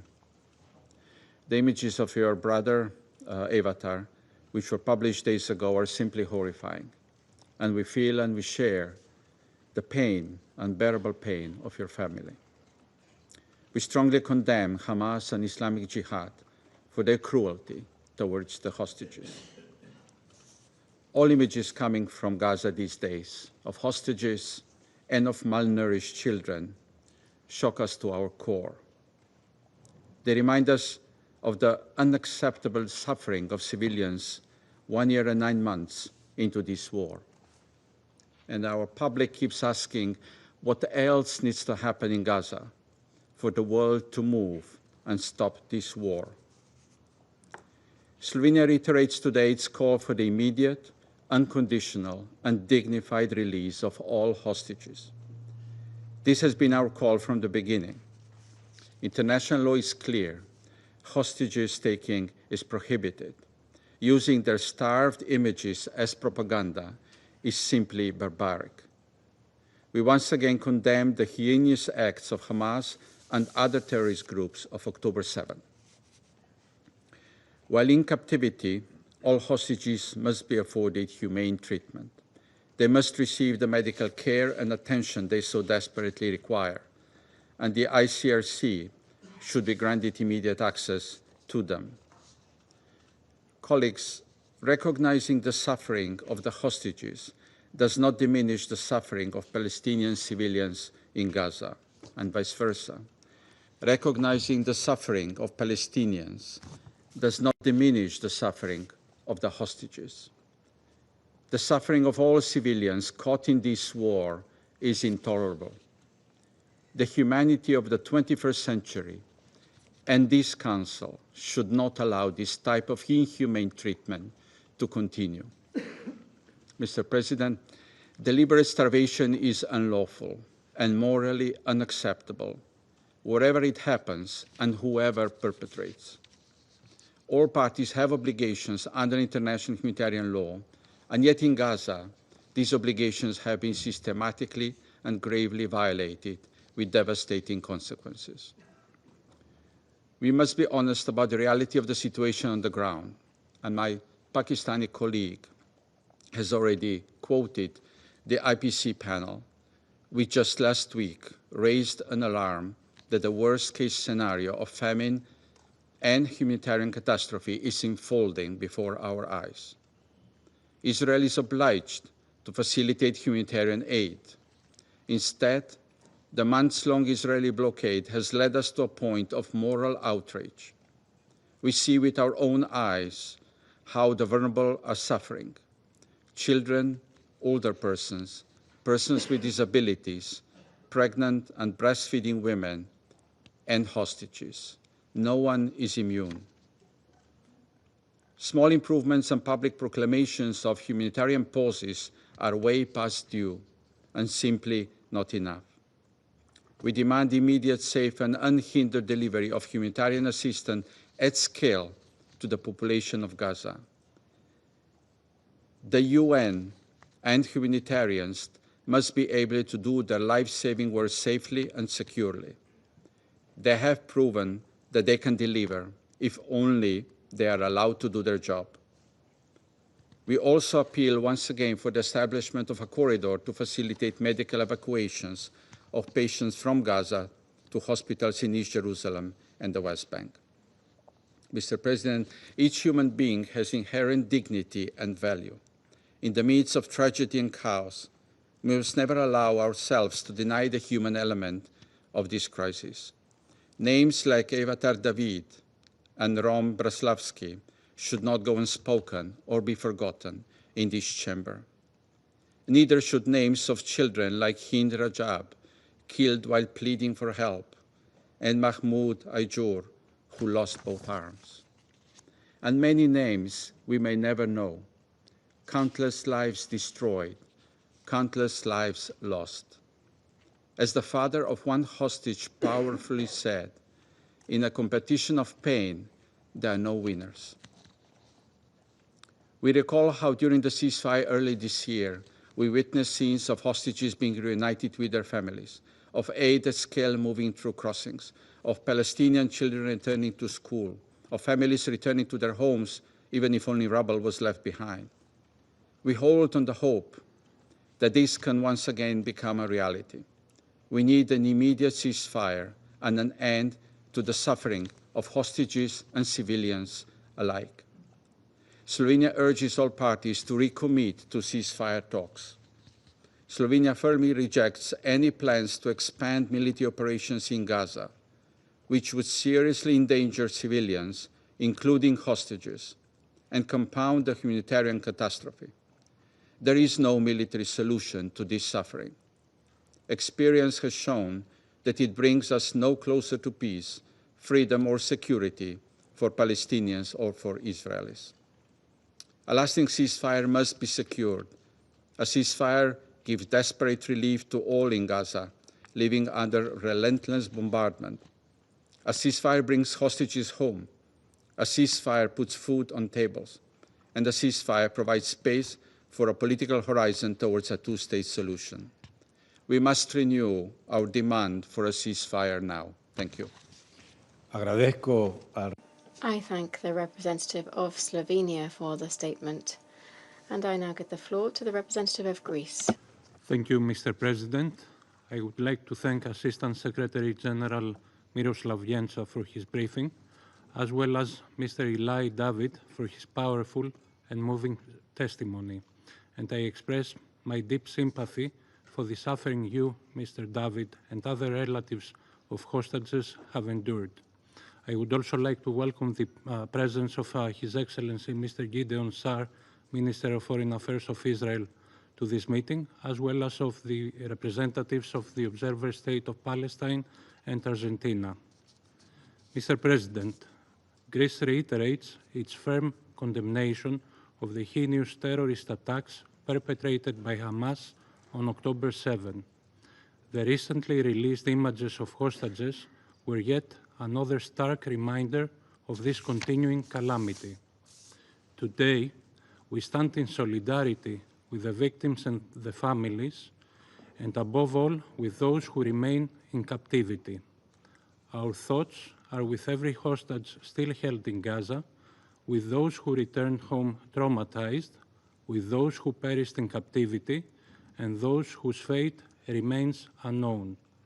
We once again demand their immediate, unconditional, safe, and dignified release. They must be released now. It is deeply troubling that these hostages have not been granted humanitarian access to address urgent medical and basic needs as required under international law, including international humanitarian and human rights law. Mr. President, in the months that have followed the appalling events of October 7, the members of the Security Council have been discussing and debating over the situation in the Middle East and specifically in the Gaza Strip as events unfolded and a disastrous humanitarian situation took hold of the entire Strip. The world has witnessed violence surging and people agonizing over the future of their loved ones. It has witnessed starvation and death. Unfortunately, as we continue to discuss the humanitarian situation in Gaza, a feeling of frustration, of a peace that remains elusive, is ever prevalent. We have repeatedly condemned the atrocities of October 7. We have made clear that Hamas has no place in the day after in Gaza. We have called for the immediate and unconditional release of all hostages. We have joined the calls of our fellow members of this Council for a ceasefire and for humanitarian aid to be delivered massively, immediately to Gaza. We have called on Israel to lift the blockade and spare the starving population. Mr. President, we cannot accept the suffering and humiliation of the hostages at the hands of Hamas and the anguish of their families. No one should. Nor can we turn a blind eye to the suffering of over 2 million Palestinians and their strive to survive. The toll is staggering: thousands dead or injured, countless displaced, and a population struggling daily for survival. In this regard, we call on all parties to show responsibility and opt for an agreement, as it is evident by now that this conflict has no military solution. The political process must be revitalized with the aim to create conditions conducive to achieving a two-state solution according to the relevant Security Council resolutions, while guaranteeing the right of Israel to exist in peace and security. As we have stressed before, there can be no day-after scenario for the Gaza Strip with Hamas. There can be no day-after scenario without the Palestinians in Gaza. Forced displacement of the population from the occupied Palestinian territories would amount to a grave violation of international law, would jeopardize the regional stability and security, and would undermine the prospect of a two-state solution, as would any other actions that run counter to this objective. Meanwhile, the humanitarian crisis on the ground demands immediate action. Millions are in urgent need of food, primary health services, education, and shelter. Border crossings must remain open. UNRWA's role should not be undermined. Civilians and humanitarian workers must be protected in line with international humanitarian law. Mr. President, we cannot change the past, but we can certainly shape the future. The suffering of both sides must come to an end. Neither the hostages and their families nor the Palestinians can afford another day of this devastation. I thank you. I thank the representative of Greece for the statement. I now give the floor to the representative of Guyana. Mr. President, this meeting provides yet another opportunity for the Council to respond to the multifaceted catastrophe unfolding in Gaza. I acknowledge the participation in today's meeting of the Minister of Foreign Affairs of Israel, His Excellency Gideon Saar, the Permanent Observer of the Observer State of Palestine, His Excellency Riyad Mansour, and a representative of Argentina. I thank Assistant Secretary General Yencha for the updates, and Mr. Eli David for his bravery in sharing his story with the world. No one should be forced to experience any of the horrors taking place in Gaza, and Guyana commiserates with Mr. David and his family. Indeed, Mr. David's account reminds us of the wanton degradation of human life that has persisted since October 7th, and even before. This must be utterly rejected by the international community and brought to an end. Mr. President, the October 7th attacks have triggered, arguably, a season of unprecedented suffering for Palestinians and Israelis alike, occasioning one of the deadliest days in Israel's history, and perhaps the deadliest period in Palestinian history. Guyana reiterates its condemnation of the October 7th attacks on Israel, as well as the disproportionate response by the Israeli Defense Force and the collective punishment inflicted on Palestinians, which continues today, almost 2 years later. The urgency of a ceasefire and of the need for a resolution of the present crisis cannot be overstated. We support the efforts of Egypt, Qatar, and the United States to that end. A comprehensive response is required that addresses all elements of the situation. Compliance with international law, including international humanitarian law and international human rights law, is central to an ultimate durable solution. In this context, Guyana reiterates its unequivocal call for the unconditional release of the remaining hostages, in keeping with resolutions adopted by this Council, as well as its condemnation of the continued captivity of Israeli and other nationals in Gaza. The taking of hostages is a violation of international law, as stipulated in Common Article 3 of the Geneva Conventions, and should not be used as a bargaining chip to extract concessions. Perpetrators of this crime must, therefore, be held accountable. Additionally, Guyana calls for the prompt removal by Israel of ongoing restrictions on and impediments to the delivery of humanitarian aid at scale throughout Gaza, which have led to famine, disease, and death throughout Gaza. This Council should not countenance the denial of critical relief for human suffering under any pretext. It would be an abomination for the international community to continue to allow innocent people, least of all innocent children, to starve while in the sight of food. This Council has a duty to act urgently and collectively to bring this war to an end and to hold all parties accountable for violations that have ensued. Further, the ongoing displacement of Palestinians, both in Gaza and the occupied West Bank, must also be urgently addressed in recognition of the inalienable rights of Palestinians to a homeland and of the imperatives of a just and lasting peace, and having regard to relevant decisions of the International Court of Justice. The international community should spare no effort to safeguard the prospects of a viable two-state solution, as mandated by the relevant United Nations resolutions, including an end to the occupation of Palestinian lands. The two-state solution remains the essential core of a just and lasting peace between Israelis and Palestinians and the broader Middle East. Mr. President, in closing, Guyana underscores that collective political will makes all the difference.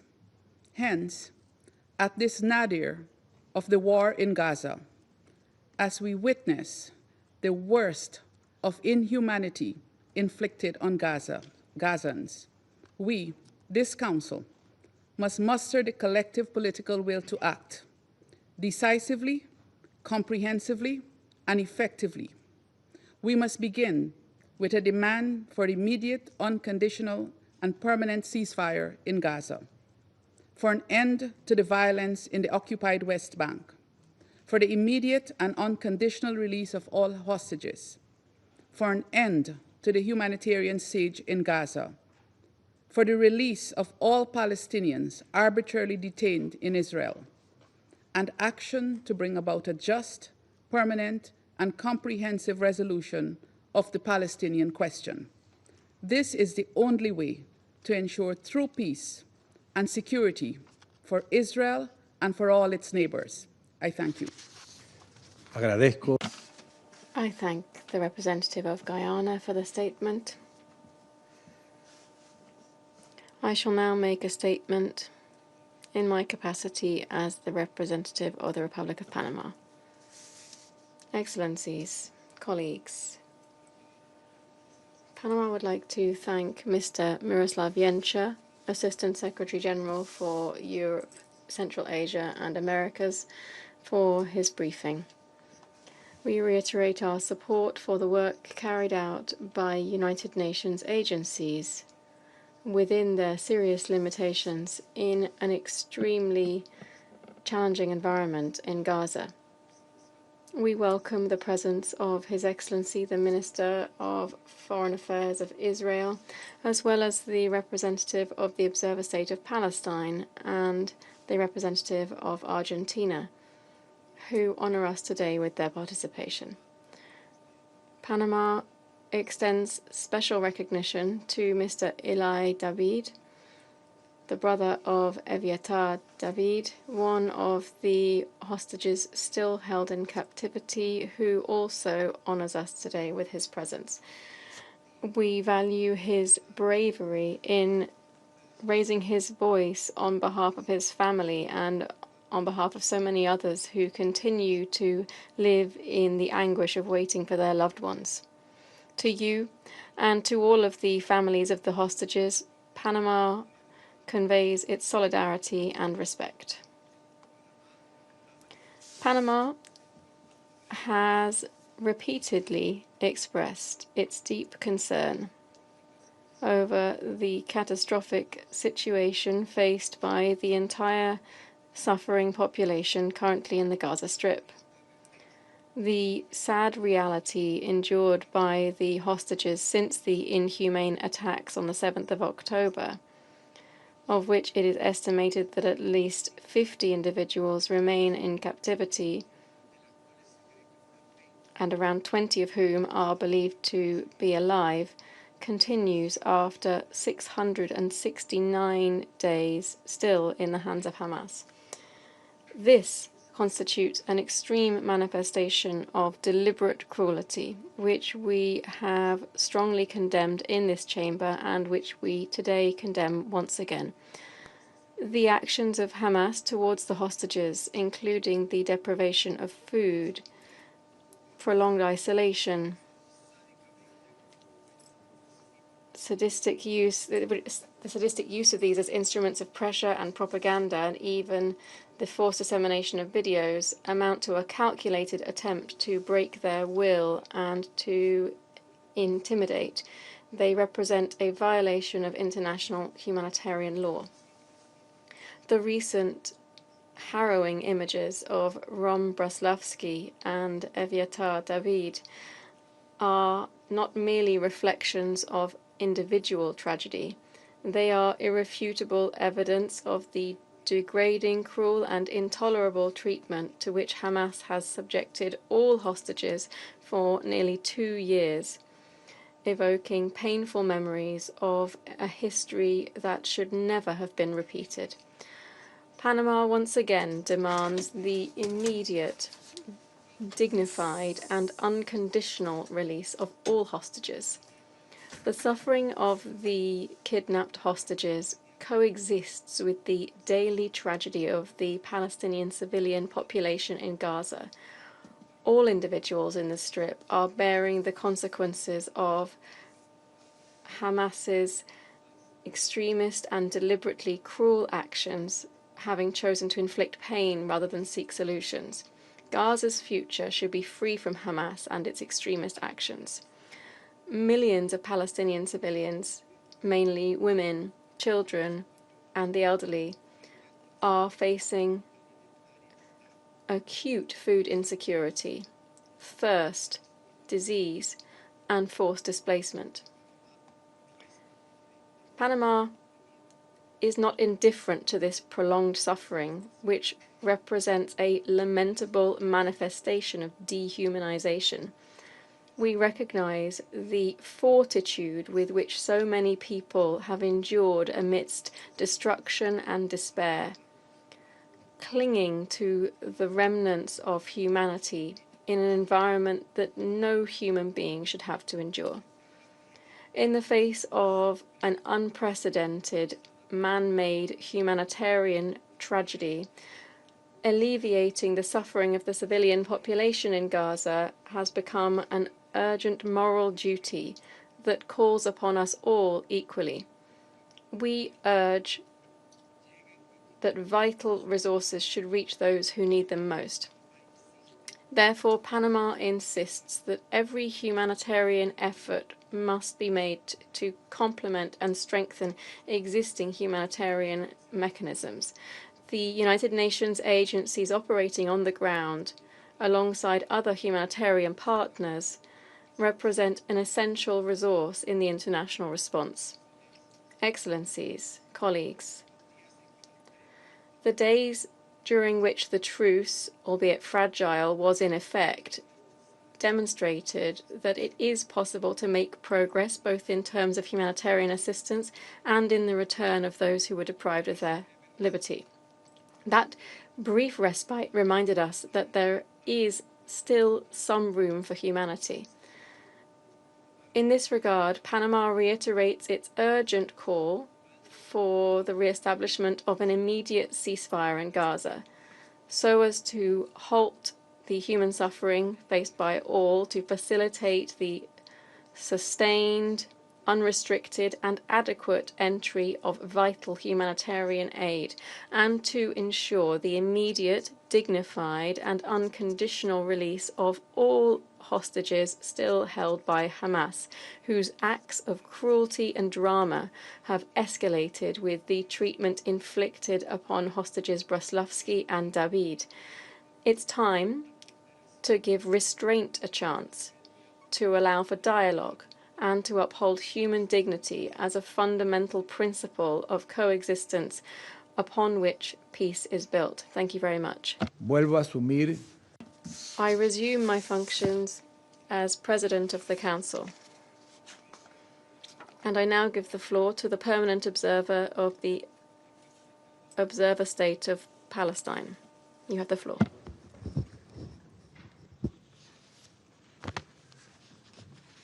Thank you, Mr. President, and our warm congratulations to Panama on assuming the presidency of the Security Council. Mr. President, I thank Assistant Secretary General Yancha for his briefing. and I acknowledge the testimony of Eli David and the distressing, unacceptable video of his brother digging his own grave. We reject all inhumane and degrading treatment against anyone, especially persons held in captivity. From day one, calls for a ceasefire have been launched by the Palestinian people in Gaza, and the families of hostages echoed across the world. Both were actually aware that this war would mean more death and agony for their loved ones. And I'm grateful for all of my colleagues, members of the Security Council, who have stressed the need for an immediate, continuous ceasefire. It saves lives. It releases hostages and Palestinian prisoners. It saves lives. It opens the doors and the crossings for humanitarian assistance. Stop the starvation of our people. It allows for the reconstruction of Gaza. It gives peace a possible chance. It gives all of us hope. I am very grateful for all of you who have stressed on these fundamental principles, and it is in your hands, since you are entrusted by the Charter of the UN to maintain international peace and security, to succeed in implementing your resolutions, and above all, to succeed in beginning with having an immediate ceasefire. Our call remains unchanged nearly 670 days later. End this Israeli war of massacres and starvation against our people. Release the hostages and prisoners. Enable immediate, unimpeded humanitarian aid to Gaza, including by the UN humanitarian system, including UNRWA, and secure full Israeli withdrawal from Gaza so that the Palestinian government can assume sole governance and security responsibilities with regional and international support, and we can begin immediately the recovery and reconstruction process based on the internationally endorsed Arab OIC plan and move towards finally ending this illegal occupation and achieving a just peace. Yet, in direct contradiction with the calls of Israeli hostages' families and by hundreds of former Israeli military leaders, what is Israel's answer to this worldwide call? Let's occupy all of Gaza. Let's annex Palestinian land. Let's displace the Palestinian people. Mr. President, the Israeli representative sent a letter calling on the Security Council to address violations of international law that need to be condemned. Speaking of abhorrent massacres of innocent civilians, of people being starved, tortured, and treated inhumanely, of how they appear emaciated, victims of starvation and abuse, not once realizing how much this description matches his own government's actions against an entire civilian population, the Palestinian people in the Gaza Strip. And he concluded his letter saying, and I quote, "One must wonder who is really being starved in Gaza," end of quotation. A despicable denial of what is evident for all the world to see, and trying once again to use the plight of Israelis held captive to cover his government's crimes or to justify them. Mr. President, Israel is demanding the world to take a stance against starvation when it is actually starving an entire civilian population. when it is shooting at them while they seek water and food, with the most severe effects on the most vulnerable, with infants and children dying, and with those surviving, facing untold pain and trauma. It is demanding that the world take a stance against conditions of captivity of Israelis, when it is holding 2 million people captive under its deadly siege, when 76 Palestinian prisoners have died under torture or starving or due to medical neglect in the last 20 months alone, when there are videos of Israeli jailers raping, beating, and humiliating Palestinian prisoners, when the world has seen the images of hundreds of Palestinians arrested, men and boys, placed almost naked on trucks and taken away, several of them having disappeared since, when 10,000 Palestinians languish in Israeli jails, thousands of them under administrative detention, the most arbitrary form of detention, when hundreds of our children remain detained, when Israel has held prisoners over 1 million Palestinians since the onset of the occupation 58 years ago, when it has held the remains of Palestinians for years and decades. Mr. President, the killing of civilians is unacceptable in all circumstances. Let me repeat. The killing of civilians, all civilians, is unacceptable in all circumstances. The killing of children is unacceptable in all circumstances. We should not tolerate harming or killing a single child, regardless of what nationality or faith they adhere to. Those who need to ask what is the nationality or faith of the perpetrator and of the victim to decide if you are outraged or not should go check their humanity. Torture and ill treatment of those held captive are unacceptable under any circumstances. It cannot be justified in some cases and condemned in others. Israel says the videos of Ron and Aviatar are unacceptable means of pressure, and they are, just as when it has abducted thousands of civilians as bargaining chips, and when it is starving millions of civilians as a method of pressure, as its leaders have confessed before finding a new narrative given the international outcry. Mr. President, when Israel says this is a war of civilization against barbarism, it means that its barbaric acts have to be condoned because the perpetrators are Israelis and the victims are Palestinians.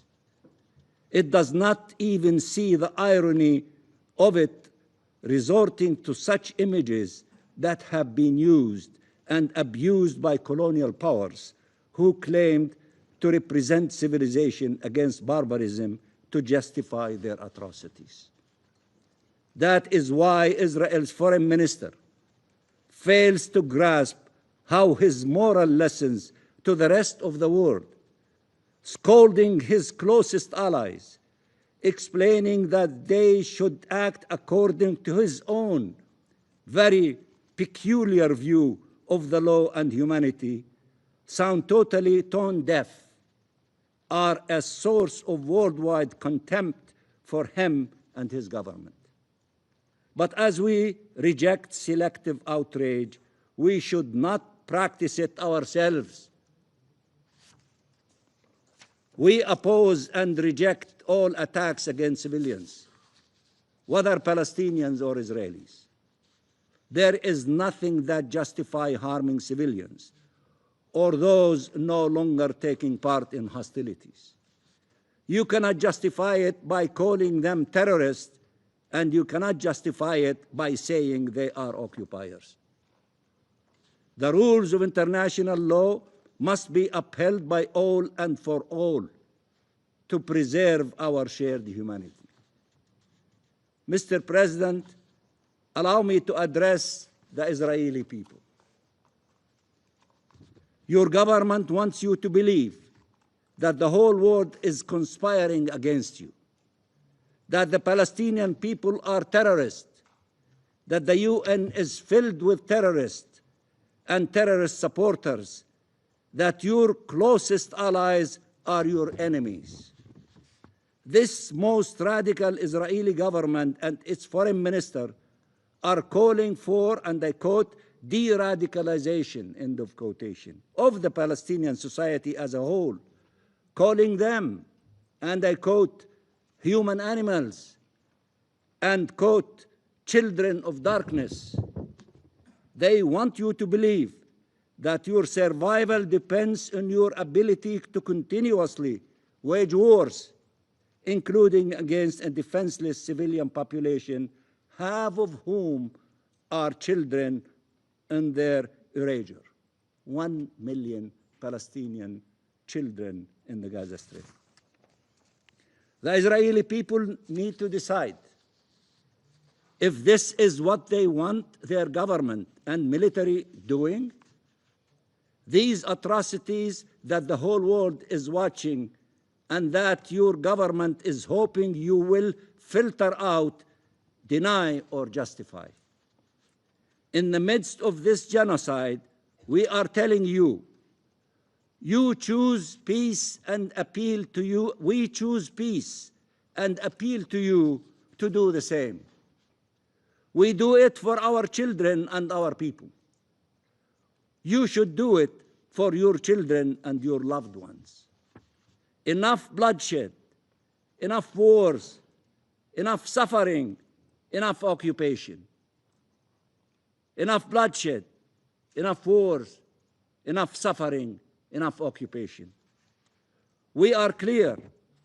What Israel did before the 7th of October cannot justify harming Israeli civilians on the 7th of October. And what Hamas did on the 7th of October cannot justify harming Palestinian civilians ever since.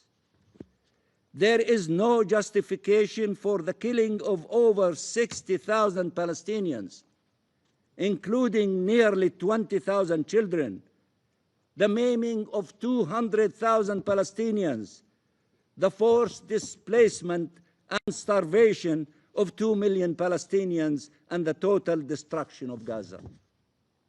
As there is no justification for the killing of more than 1,000 Palestinians in the West Bank in attacks by Israeli occupation forces and Israeli settler terrorists, or for the forced displacement of 40,000 Palestinians and destructions of their homes and refugee camps. The Israeli government is promising you that the solution is more occupation, more oppression, more displacement, more colonization, more killing, a recipe that has failed for 8 decades. Do not believe them. Do not believe them. If not for the Palestinian people's sake, for your own. If not in the name of humanity, in the name of self-preservation. The solution is ending this illegal occupation and ending this disastrous conflict. It is the realization of the independence and sovereignty of the Palestinian state, not its destruction. It is the fulfillment of our rights, not their continued denial. It is respect for international law, not its trampling. It is the implementation of the two-state solution, not a one-state reality with Palestinians condemned to genocide, ethnic cleansing, or apartheid. Mr. President, the international conference co-chaired by Saudi Arabia and France, and attended by around 185 states, with the active participation of 120 of them, has charted an irreversible path to peace. In the midst of all these tragedies and the pain that we all endured, the international conference sent a clear message. There is an alternative way. There is an alternative way. All of you who participated in the conference and deliberated the outcome document and the annex, you made a loud and clear statement. There is an alternative way. There is a possibility of peace. Palestinians are not destined to forever endure occupation, displacement, and dispossession. And Palestinians and Israelis are not doomed to be at eternal war. By ending complicity and advancing compliance, by ending impunity, upholding accountability, by breaking the cycle of violence instead of fueling it, by rejecting violence instead of justifying them, by implementing the two-state solution instead of watching it to be destroyed, are the only alternative. Perpetual conflict is the only alternative is perpetual conflict. The conference identified the required actions by the parties and the states around the world in line with international law, the relevant UN resolutions and the ICJ 2024 landmark advisory opinion to achieve just and lasting peace that will lead to regional integration and security. Palestine endorsed the International Conference Declaration and Annex, while Israel boycotted it. Mr. President, there are only two parties who link the latest wave of recognition of the State of Palestine to the 7th of October, against facts and reason. The Israeli government, in order to deter Western governments from such recognition, and Hamas, in order to take credit for it. The reality is that more countries are recognizing the State of Palestine in support of its enduring commitment to liberation through peaceful means.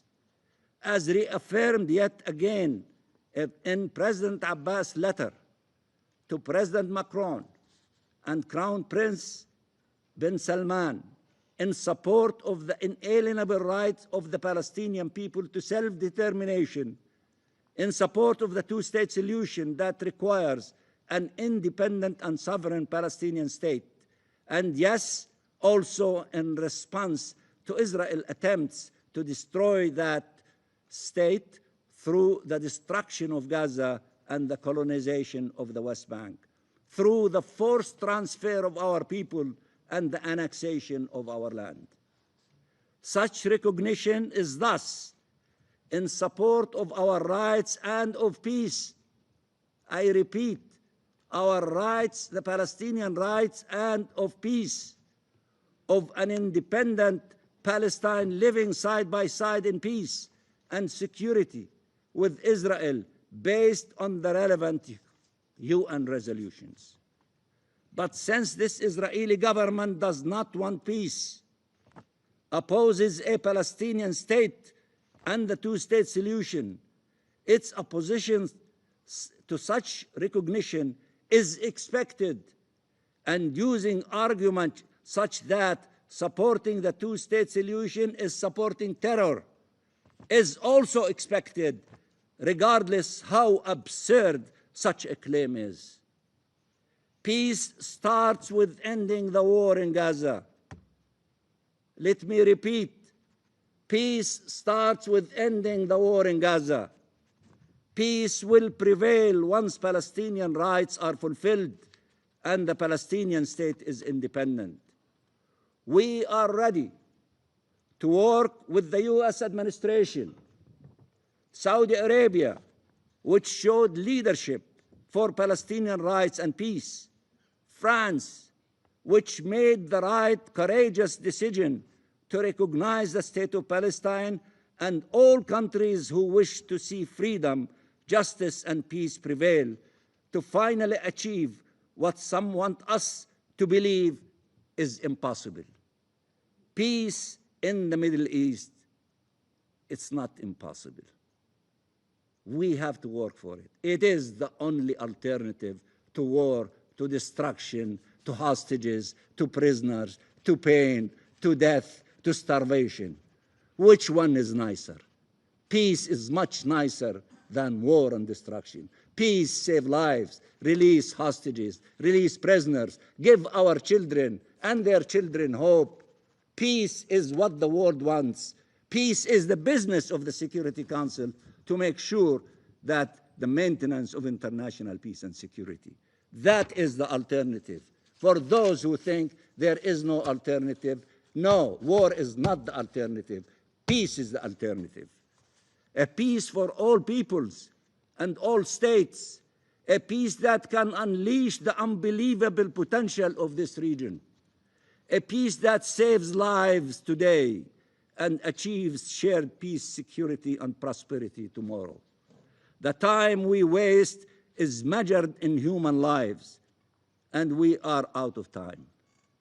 This Council and the international community as a whole have a duty to act, and to act now. Not a single minute more should be wasted. Thank you, Mr. President. Agradezco. I thank the permanent observer of the Observer State of Palestine for the statement. I now give the floor to the Minister of Foreign Affairs of the State of Israel, His Excellency Mr. Gideon Saar. You have the floor. Thank you, Mr. President. We heard the heartbreaking testimony of Eli, brother of the hostage Eviatar David, starved by Hamas. I want to thank the US and other countries for answering our call. Thank you for convening this urgent and important meeting of the UN Security Council. But we also heard here so many lies. I cannot refer to them all, but it was really funny to hear Russian Federation representative, after 3 years and a half of a brutal invasion and brutal war in Ukraine and bombardments on civilian population in Kiev and other places, speaking here the way he spoke. I also heard the Palestinian representative. I must say the Palestinians learned propaganda from you, from the Soviet era, and you were good teachers. The Palestinians invented terrorism as a way to promote their means, and it includes all Palestinian fractions. And until this very day, the Palestinian Authority continued to pay salaries to terrorists and terrorist families accordingly to the crime the terrorists committed. And this is how they encourage terrorism until this very day. You spoke about peace. From 1947, you had countless opportunities to reach peace. You rejected them all. I come here today as the Foreign Minister of the State of Israel, the sovereign state of the Jewish people, fighting for its existence for almost 2 years on 7 different fronts. I'm here today because our hostages are still there, starved, tortured by Hamas and Islamic Jihad in the dungeons of Gaza. On October 7th, Hamas invaded with no reason into Israel. It committed evil crimes like the Nazis and ISIS did. They murdered and raped women, killed children in front of their parents, and parents in front of their children. They beheaded people, burned whole families alive, took 251 hostages into cruel captivity. 50 of them are still there, starved and tortured. I want to read from the Dina Project report. This report describes Hamas' sickening sexual crimes and atrocities committed on October 7th. And since then, bodies were found with objects inserted into their private parts. Bodies of naked women were found cuffed onto trees. Bodies were found with signs of genital mutilation. Most of the sexually assaulted women were among the 1,166 murdered of that day. After they were raped, they were murdered. They are forever silenced. But sexual violence continued for those taken in captivity. Amit Susana was released from Hamas' cruel captivity. She described bravely how she was forced at gunpoint to commit a sexual act on her capture. This is the pure evil that Israel faces.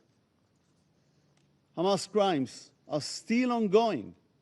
This past weekend, the whole world witnessed the cruel starvation of Eviatar David and Ron Braslavsky, tortured at the hands of Hamas and Islamic Jihad. The world saw their terrible condition, bones standing out in their skin like living skeletons, looking death in their eye. Eviatar was forced to dig his own grave. You just heard his brother, Eli. Hamas and Islamic Jihad used the starvation and torture of hostages as evil tools. It's part of a deliberate and well-planned sadistic propaganda campaign. Its goals: 1, psychological terror. 2nd, an attempt to create a link between our starved hostages and their blood libel against Israel. But it's a campaign of lies. Israel facilitated huge amounts of aid into Gaza since the beginning of the war. In an unprecedented way in the history of wars. And by the way, the quantities are growing every day, if you follow that. Yet it is still accused of starvation. But the truth must be told.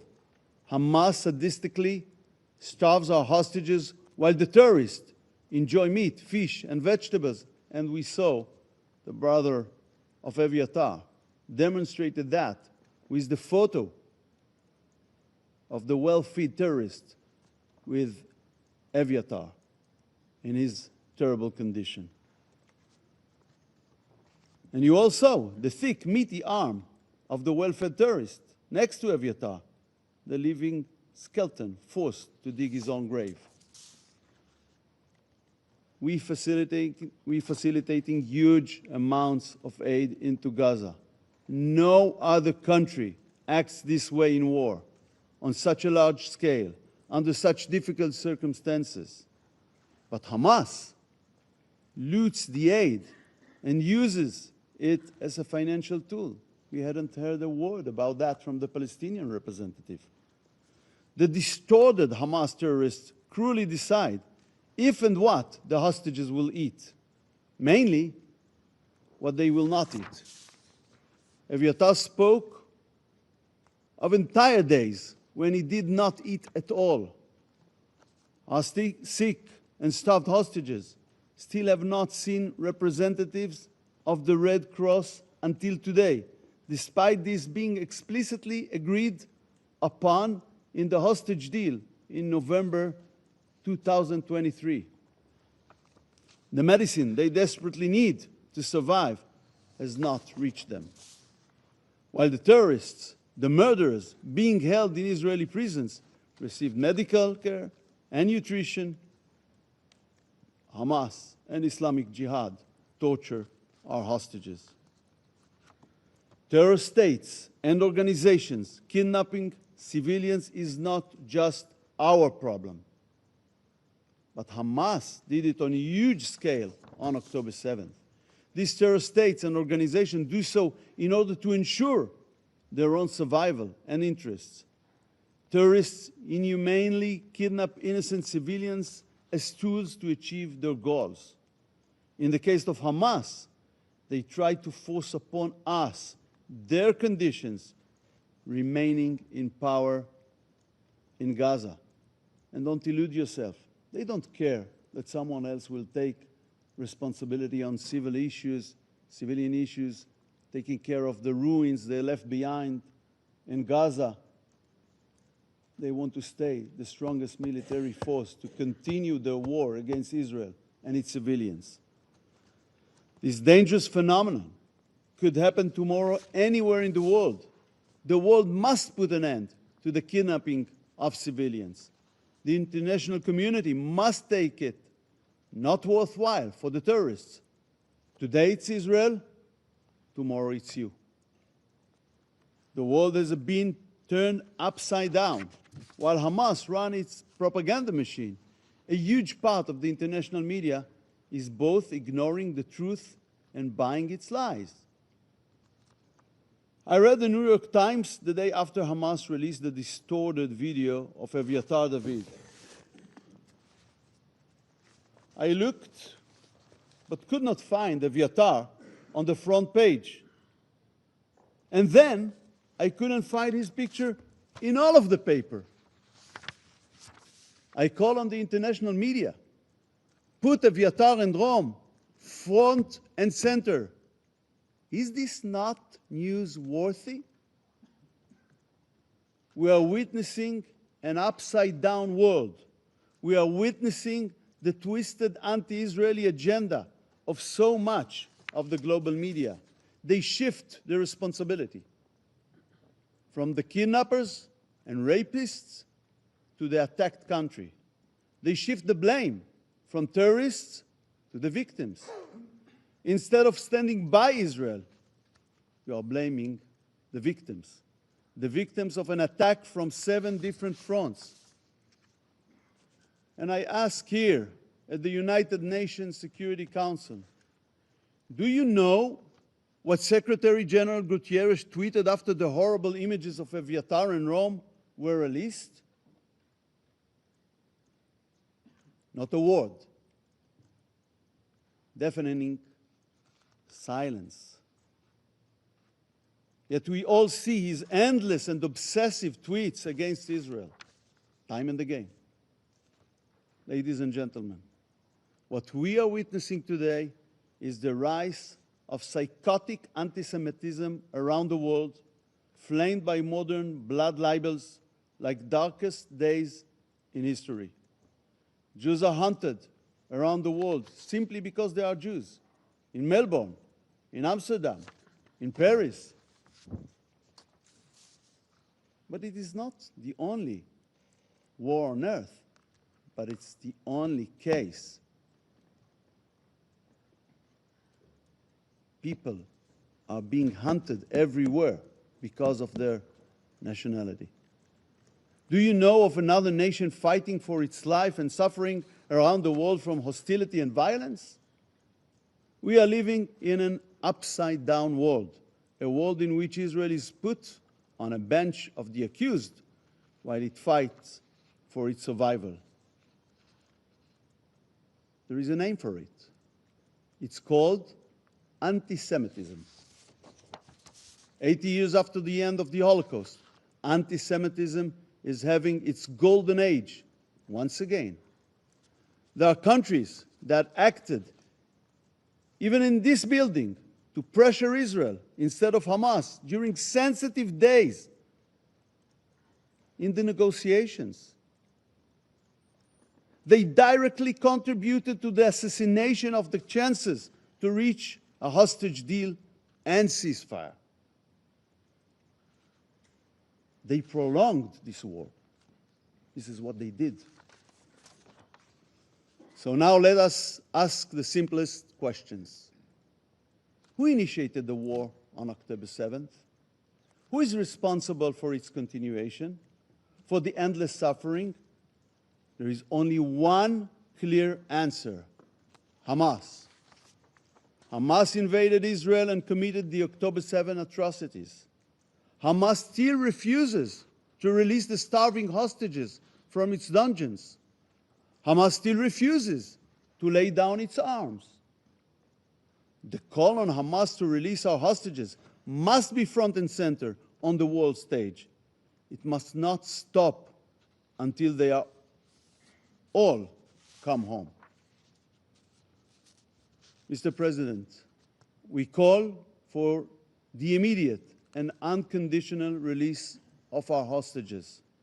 We call on the UN Security Council to finally condemn Hamas for its evil crimes, to hold it responsible, and to demand the immediate release of all our hostages. Thank you. Agradezco. I thank His Excellency Minister Saar for the statement. And I now give the floor to the representative of Argentina. You have the floor. Good afternoon to you all. Greetings to all of our colleagues and also to Mr. Miroslav Jenča, as well as the Minister of Foreign Affairs, Mr. Gideon Saar. Allow me also, Mr. President, to express my country's congratulations to Panama for taking up the Council's presidency for the month of August. We wish you every success in such a lofty role. Mr. President, my delegation requested to take the floor today before this Council to clearly and firmly demand the immediate and unconditional release of all hostages still held by Hamas. The Republic of Argentina has always condemned terrorism in all of its forms and manifestations, and we do so not only due to our profound moral conviction, but also due to our own painful experience of having been victims of two attacks that shook our people: the 1992 attack on the Israeli embassy and the 1994 attack on the Amir headquarters. We know the harm that terrorism wreaks, and it is marked in our national memory. The heinous attack on the 7th of October in Israel was not just another incident, it was an expression of planned cruelty, an act of terrorism of unprecedented brutality, which claimed the lives of Argentine nationals and saw the kidnapping of more than 20 Argentinians, including many children, such as Kfir Bibas, who was just 9 months old and who was then massacred in the tunnels in Gaza. We continue to demand the unconditional and immediate return of the 4 Argentinians still in captivity: Eitan Horn, Ariel Cuneo, David Cuneo, and the body of Lior Rudeev, as well as all of the hostages still held by the terrorist organization Hamas. Mr. President, the situation of the hostages is essentially a humanitarian question. It is unacceptable that they remain deprived of their freedom. They have now spent 669 days in conditions that we've seen reflected in videos that have been recently circulated, pawns in a game of perverse media terrorism, the only aim of which is to continue sowing anguish among the victims of the hostages, as we have heard today from Eli David today. What we've seen over these 20 months through images and testimonies are acts of torture. There's no possible justification for such barbarity and anti-Semitism. The silence and indifference are not an option. The international community cannot allow horror to become normalized, nor for those who are responsible to go unpunished. The Argentine demand for the release of the hostages remains as strong as it was at the outset of the terrorist attack. Our commitment is unwavering to the families of those who have lost their lives, to those who have managed to return, and to those who remain in the hands of Hamas. We will not cease in speaking out until all of the hostages have been returned home. Thank you very much. Agradezco al representante. I thank the representative of Argentina for the statement. There are no more names inscribed on the list of speakers. The meeting is adjourned.